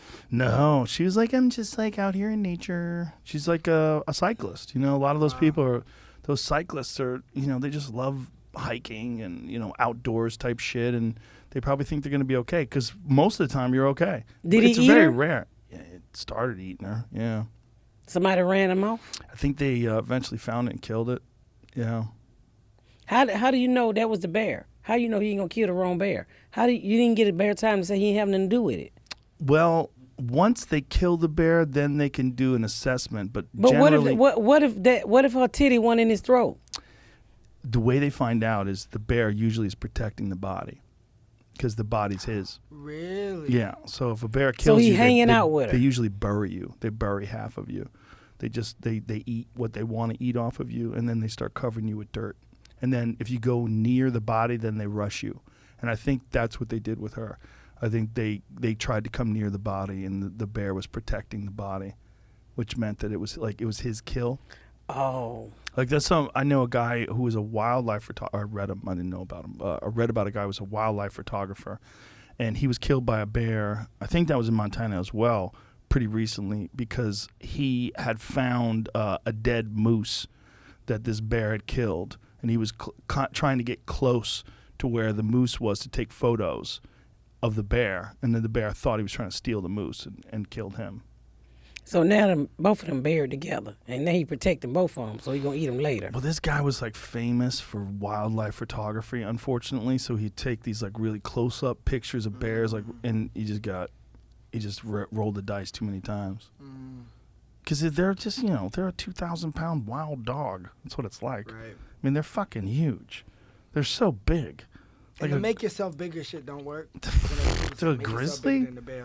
Oh, a grizzly? No, you gotta. What do you mean, make him. yourself bigger? They Yeah. always say like if you come across a bear, make yourself bigger. I think that's mountain lions. They say that. Oh, it's the lion. So how Yeah. you gonna make yourself bigger? A bear Eat? does I guess not. you just like. There's not a way you can make yourself big enough to scare a bear. I know. They tall. They slap shit out you. The only time bears are scared is if they live in a place where people hunt them. And that's like Alaska. In Alaska, sometimes bears will run off from people because they've had experiences with people, or they've seen people shoot guns and kill bears near them. They'll be scared of humans. But everywhere else where people don't hunt humans, which is most of the United States, the only place in the United States where you can hunt grizzly bears is in Alaska. And but those are the people that have the most experience with them because they're dealing with them all the time. So they want to cut the population down. But like places like Yellowstone and where all the grizzlies are, in Montana and Wyoming, you can't hunt them. Some lady just got in trouble for taking a picture at Yellowstone close up with the bear. So stupid. People love to do And he those. ran her off too. The bear, I think his kids was up there, and he kind of chased her, and she walked off, and she got in trouble for that. Well, it definitely wasn't his kids because he'll eat his kids. It's a female. The females run them Well, off. her. I call everybody his. Because the females, they have to protect their kids from the males. Because the males, they actively target babies. Like when they come out of the womb, or the den rather, like when they hibernate all winter, one of the first things they try to do is find babies that are sleeping and Even eat there, 'em. even if it's there. Oh, they don't give a fuck. You mean to tell me Yeah. they don't? That's how much they don't want to pay child support?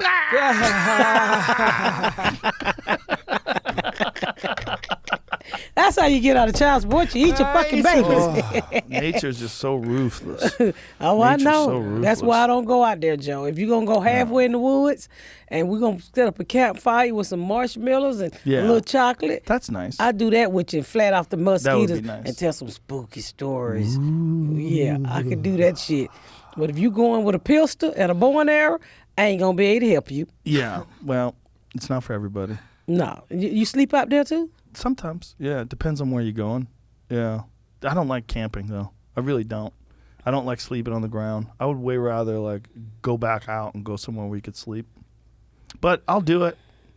I do like being there. And sometimes if you got to camp, if that's the only way you can go. Some people love camping. My friend Steve, he loves camping. I got He does it all evicted the too time. much when I was a kid. Triggered. It trigger homeless. It's not a good way to sleep. Like you're way better off in a house. Like houses are protected. Like a house and animals not going to come in and eat you. Nah, I can't sleep outside. Yeah, it's a acquired taste. But for some people just love being rugged too. They like the idea of being rugged. They like the idea, cooking their food over a campfire, sleeping Taking in a tent, bath halfway. in a stream. Yeah, washing themselves in a That's cold people stream. who got money. Yes, exactly. Is that who do that? Yes, exactly. Because Right. broke people already do that. Why would we? Right. I guess that's why I don't like it, Joe. Well, some I'm- people do it that don't have money because they just want the food, and the best way to get wild food is you got to hunt. And if you're gonna hunt, you got to go where the animals are, and they're usually not where the people are. So you got to get in there pretty far. No, it's like that island. What is that island? Those indigenous people. North Sentinel Island. Where if you Yeah. go in there, they'll drag kill your you. ass, they'll kill your ass. Yeah. Oh, wow. That guy went up there and tried to bring Jesus to him. Yep. They said, "Come on, we got the Lord for your ass." They shot that bow and arrow and drug that motherfucker off it and peeled him. Yep. Yeah. Yeah. They killed that dude. Killed him with a Bible in his hand. Killed him with bows and arrows. They did. They was like, "Thank you for the word. We're gonna use it to start a fire." He didn't. He wasn't supposed to go there either. It's illegal to visit them, which is kind of strange, because you're not allowed to. It's like the idea is that they are uncontacted, so you're not allowed to contact them. But they're never gonna. There's only like 39 of them. Where is that at? It's off the coast of India. Yeah. So these people that live there, they're the direct descendants of people who left Africa 60,000 years ago, and they landed on this island. And a very small population. They think the most it's ever been is like 150 people. And so out of these people, there's 39 of them left, and they probably have an inbreeding problem too. They're not. I'm quite sure They're they do. They're not really studied, you know. But there was a guy there was a really fucked up story where a guy visited them in the 1800s. His name was Commander Maurice Vidal Portman. And this guy was like a pervert, and he would go there and take pictures with these men and have them dressed up weird, like dressed up like Roman soldiers, and take pictures with them and shit. And it was like he was doing weird freak shit, like measuring their dicks and measuring their balls and literally said this one had testicles the size of a sparrow's egg. Like this was like one of his notes. So he was a freak. Well, he gave these guys a disease. He gave people a disease. Like he was probably had some normal human disease for Europeans, and gave it to these people, and a few people died, and they chased him off the island. So these people, when this guy went back with the Bible, one of the reasons why they're so hostile is probably they have terrible stories of being visited in the past by people who took pictures of their dicks and gave them diseases. That's the guy. To all colonizers. Yeah, so that's the guy. That's Commander Maurice Vidal Portman. Wow. Yeah, and so he and there was quite a few different islands that he did this to. Ugh. Yeah, that's the Andamanese. So he was with these people, and so those occasionally people would go and fuck with these indigenous people. And if they hadn't, maybe someone could go there and bring them food and bring them medicine and, you know, treat them respectfully today and maybe help them in some sort of a way. But then the question is, should they do that? Because if they did that and then they took them out of there, that culture would not exist anymore. Right. But then the question is, they don't even have fire. Like these people are living on this very small island. It's a fucked up little place. They I don't know what food they're eating, but they're getting it from the ocean, or they're getting it from whatever animals live on that island with them. But like this is the thing about colonization, is like that's like how like fire and medicine and everything that we have is normal to us. That's normal to them. Right. So we don't need to go fuck with it. The question is like, should you give them first of all, colonizing them, like taking over their land, and clearly that's fucked up and that shouldn't happen. But should someone allow them to move off the island and come to civilization? Like if you could speak their language and you could say, hey man, we have electricity, we have air conditioning, refrigerators, restaurants. Can you imagine taking someone from an island where they've been hunting turtles their whole life or whatever the fuck they eat, and then bringing them to a nice restaurant, freaking them out? Like, I don't know what the answer to that is. I don't know if you should or shouldn't do that. I think you should mind your fucking business. Yeah. Maybe. Because if they wanted to get off that island, No. They can't. They can't get off the island. Why not? They've tried. They don't have the ability to make a boat that can survive the journey, because you're on an island that they don't have metal. Like they don't have. Well, I'm saying if they wanted to get on that island, so many people have tried. You know, like the ones who tried to visit, they're like, "Hey, we were waiting on you. We're gonna kill you and take your boat and get the fuck up out of here." But instead, they kill you, drag it in wood, and skin you. So. Well, they've killed people before that fucked up. Besides that guy, there was a ship that shipwrecked close to the shore, and they killed those guys. And then they think they might have salvaged some metal from that ship, because they think they've seen them with like makeshift knives they've created from some of the metal from the ship. It's a crazy story. So what do they do? Just have somebody watching them all the time? They just have rules where you can't go there. Like I think whether it's India or whatever country is in control of that island, they just have like some very strict laws about interacting with them. But it is fascinating because these people essentially lived like people lived 60,000 years ago. Right. Because they're not They're sure if probably they have healthier fire. than all They of us. probably are. They're worried though. They're worried because there's so few of them because of inbreeding. They're worried that they're inbreeding because it's such a small genetic population. You know, they have 39 people. Right.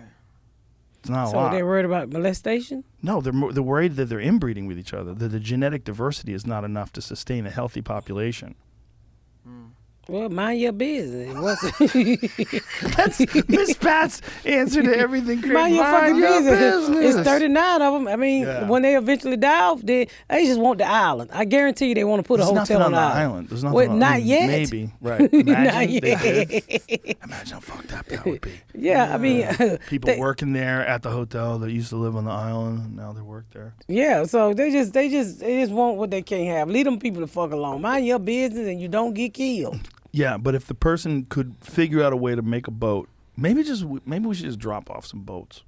Just drop off some boats. Joe, Just I ain't you fucking do whatever with you them want folks. to do. Them folk got knives that travels they faster got- than bullets. They have a lot of bows and arrows. Yeah, I'm not fucking with them folk. They folk right where they want. I mind my business. If they want to get off that island, they be done swim the fuck up off that island. Now I ain't fucking with nobody that ain't fucking with me. Okay, that's what white people problem. Y'all be fucking with people. Stop fucking with people, white people. Yeah. Nah, them people they right where they want to be at. If they want to fuck their uncles and cousins and aunties, if that gonna make the family bigger, hey, they ain't got no laws. Ain't no police on that island. Do your thing. That's true too, and that's one of the things when they killed that guy that came with the Bible. There was some question like, should they be in trouble for murder? And they're like, No, he went they for have- house. yeah. Hey, Not he only that- came. He knocked on their door. Exactly, and also like their Well, rules who are they different gonna than lock ours. up? Well, Right. take your bad ass on in the woods. And if we're gonna do that, then we would go and prosecute North Korea for killing their people too. Right. And we don't do shit Right. about that. But also, then whenever somebody get eaten by a shark, you can't go kill the shark because you was in their house. That's why you got No, eaten because you were in their house. That's where I disagree. I'll kill the They- fuck out of a they were shark. in- but Kill you, the but person. you're in their territory. Yeah, but we win. We're people. Well, Listen, what the if fuck a are them shark people in the kills one of my bushes? friends, if a shark kills one of my friends, and I know where that shark is, like if it's got a beacon or something, I'm gonna go kill that fucking shark 100%.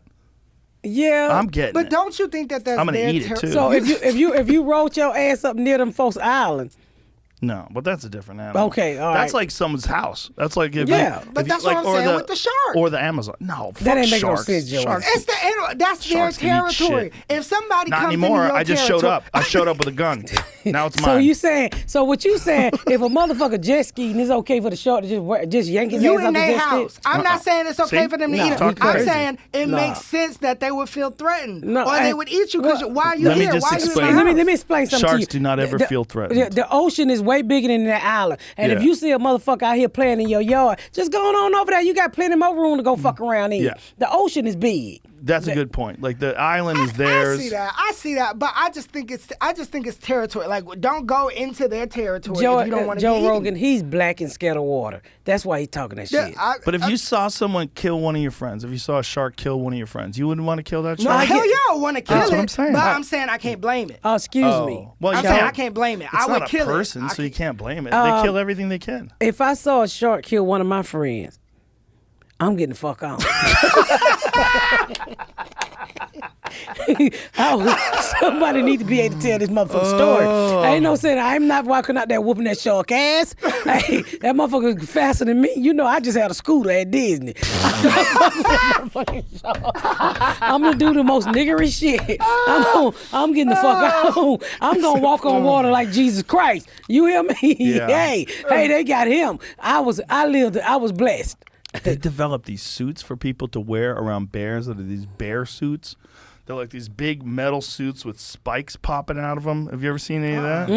See if we can find those. What's They're that for? They're bear-proof suits. They've if they developed eat you. these. Yeah, well, I think they've developed. I think they started out in Siberia. That's what this- Kanye was wearing. It does. Look, And That's sell it. for $2,500. That's a Siberian bear hunting suit. No. So they literally developed a suit that's covered in spikes, so that if the bear tries to bite you, it hurts his teeth. Or it hurts Did it his work? mouth. I mean, you gotta have to ask that dude. But since we have his jacket, I doubt he's alive. You know, I guarantee. That's a good you point. probably I peeled him like an guarantee avocado. you. I guarantee you. That's gonna be a Yeezy outfit in 6 months. it was. I wasn't joking when I said I look at his jacket. Oh, It's the thing wow. he just did. That's hilarious. Oh, this was when he was on stage with the mask on. Yeah. Oh, no, he had a stocking that's cap. right. He had a stocking cap on his face. That is what he's wearing. He's Yeah, wearing a stocking- bear hunting jacket. Wow. That is crazy. And that jacket probably cost $3,000. Yup. 30,000. Yup.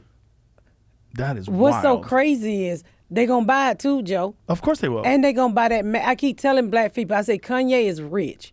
He's a fucking genius. Y'all can't walk around United States being black with that shit on your head, look like you about to rob the gas station. If Kanye had food stamps, black people would buy it for $3,000 a pop.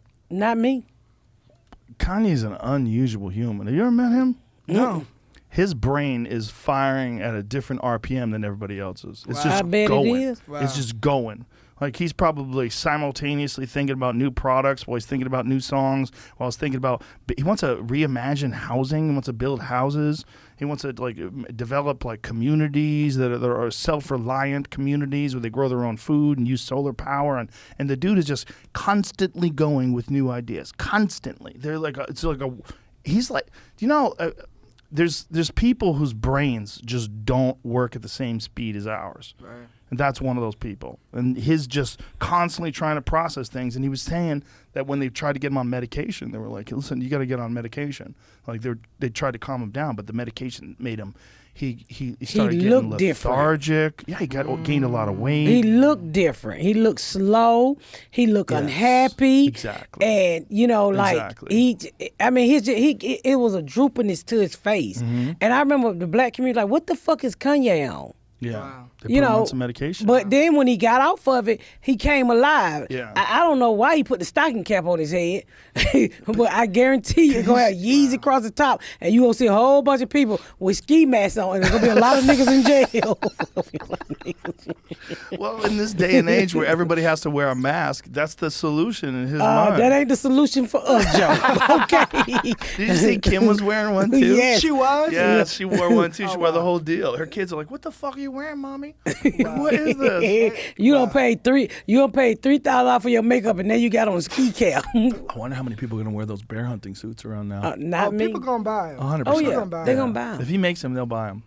Well, when you like an artist, you buy them. Look, I'm not even Beyonce size, but I find myself waiting on the Ivy Park shoe. I can't wear shit with Beyonce shoes she dropped, but I find myself waiting on Ivy Park to drop some shit. You hear Yeah. me? I have 4 phones and a laptop going. I got to get me a pair of Ivy Park shoes. When Kanye came on the podcast, before he came on, there was one point in time where he wanted to redesign my studio. He's like, I want to redesign a studio. I want to do it somewhere else. We're going to redesign it. I was like, okay. But then Jamie got COVID. Jamie was not there for the Kanye interview, unfortunately. So we had, look, man, we just lost our producer. We got to do it in our studio. So he did it in here, in our old studio. But he did not like it. Really? He did not like the aesthetics of the old studio. Like his mind is always thinking about design. And when he told me this, I was like, okay. And so then all of a sudden we're on FaceTime. He starts showing me sketches that he already has of the new studio that he wants to design.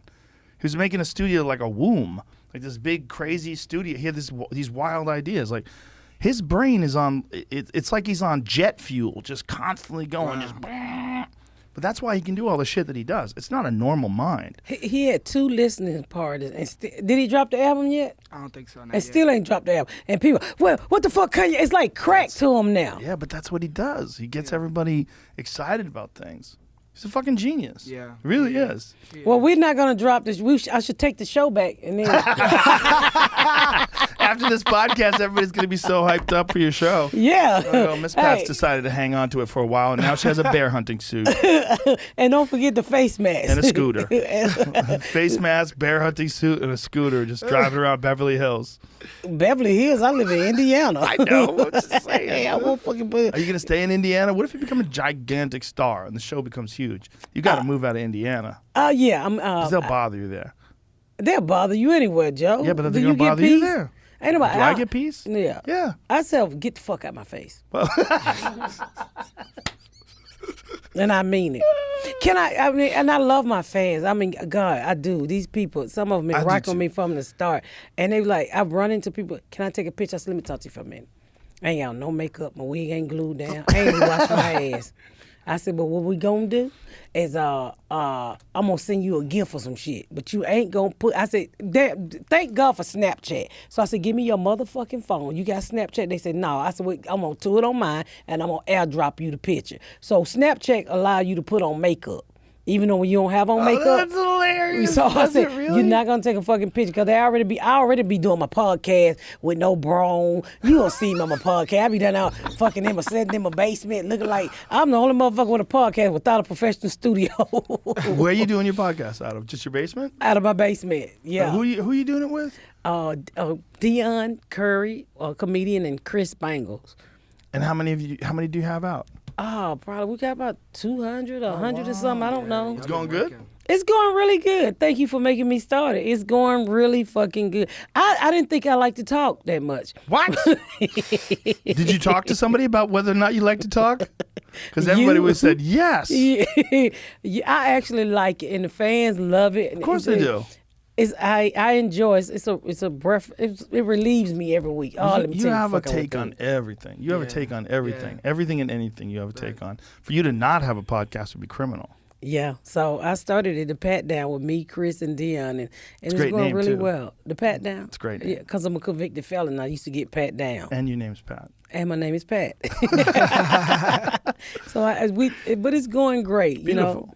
and I'm enjoying it. I really am. I'm looking to move to Atlanta. There you go. Yeah, I just put a bid in for a house there. It's on 7 acres.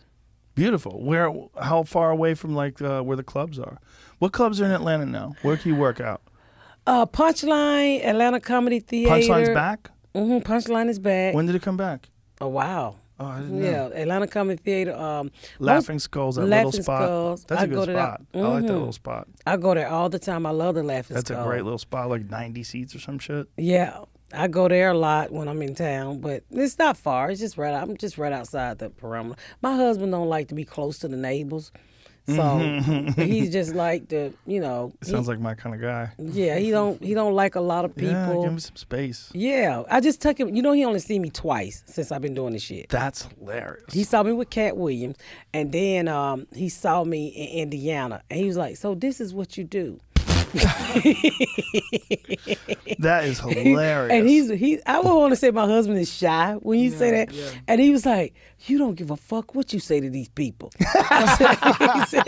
said, "The shit you say to these people," and it's, you know, my audience is mostly white people. He's like, and they just eat it up. I'm like, well, I'm just being honest. I'm being me. I'm not up here trying to be nothing else. And they know who the fuck I am. If you know who the fuck Miss Pat is, because I tell this story about my my Uncle Cecil. If people read my book, they know what I'm talking about. Well, my granddaddy, he was special needs. He used to buy him pussy on Saturday to slow down his seizures during the week. I'm not fucking lying. But me and my sister had to go back there and help him get started because he was special need. And I tell this story on stage, and people, last week when I was in Indiana, this girl was like, "Is she for real?" And the other white lady said, "Hell yeah, she for real. Be quiet." How did your husband not know you though? Why is that shocking to him? Because he never really saw me like headline. He only saw me one time open in front of Cat Williams. He won't come. So everything's starting to take off, and you know. So he was curious? No, I just say, "Hey, dude, come on and watch what I do." and he's like, y'all stay up too late. Y'all stay up too late. And he was like, you funny. He's like, you pretty funny, but you a little mean up there sometimes. Like, no, the fuck I ain't. Because, you know, when I'm telling these stories, I be like, I don't want to hear, I'm not here for your fucking uhs and ahs, okay? And I tell him, I said, if you're feeling sorry for me, write me a check, we can cry together. I'm not here for you to feel sorry for me, you know, because I push it. I mean, I talk about being molested, I talk about having kids young, anything, I take the darkest shit in my life, and I tell them each and every night. When I end my set, I say, I want you to take the darkest shit in your life and find the funny. Because when you can find the funny, you got control of it. Why dwell on shit you can't change? Motherfucker, you can't change the past. I said, I don't give a fuck if somebody stuck their thumb up your ass. If he didn't get past the knuckle, he cheated himself. So I Oh my gosh. But that's what I say on stage. Right. And I want people to, my whole thing is I just want people to learn to take whatever is causing you pain and laugh. Absolutely. Because Yeah. it's healing. It really is healing. I could be dwelling over, I grew up with a fucked up mama, the way I grew up and all the stuff that happened to me, but I choose to laugh at it. And I want other people. It worked for me, and I know it'll work for other people. And that's why they should watch your show. Because That's that's right. what you did. You both figured out a way to do that. You really did. You figured out a way to take you and put it in a sitcom and not have it. Sometimes when they do that, it's clunky. Yeah. Your shit's not clunky at all. No. You guys did it. I can't wait to watch all of them.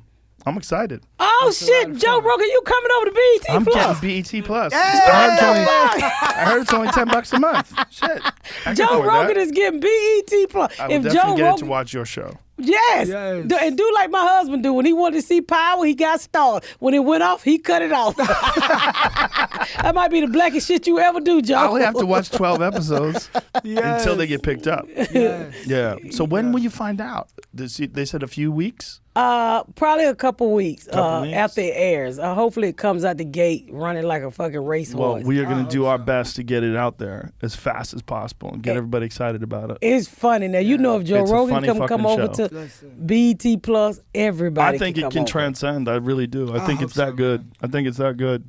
It's very funny. And it premieres August 12th, BET Plus. Go get it, ladies and gentlemen. It's only $10, you cheap fucks. You got money. Come on. Thank Yeah, you. skip the vitamins and get BET Plus. Take vitamins too.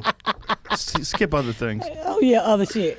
Thank you, Miss Pat. Thank you, Joe. Jordan. I love you, Joe. Congratulations. You guys nailed it. Beautiful. Bye, everybody.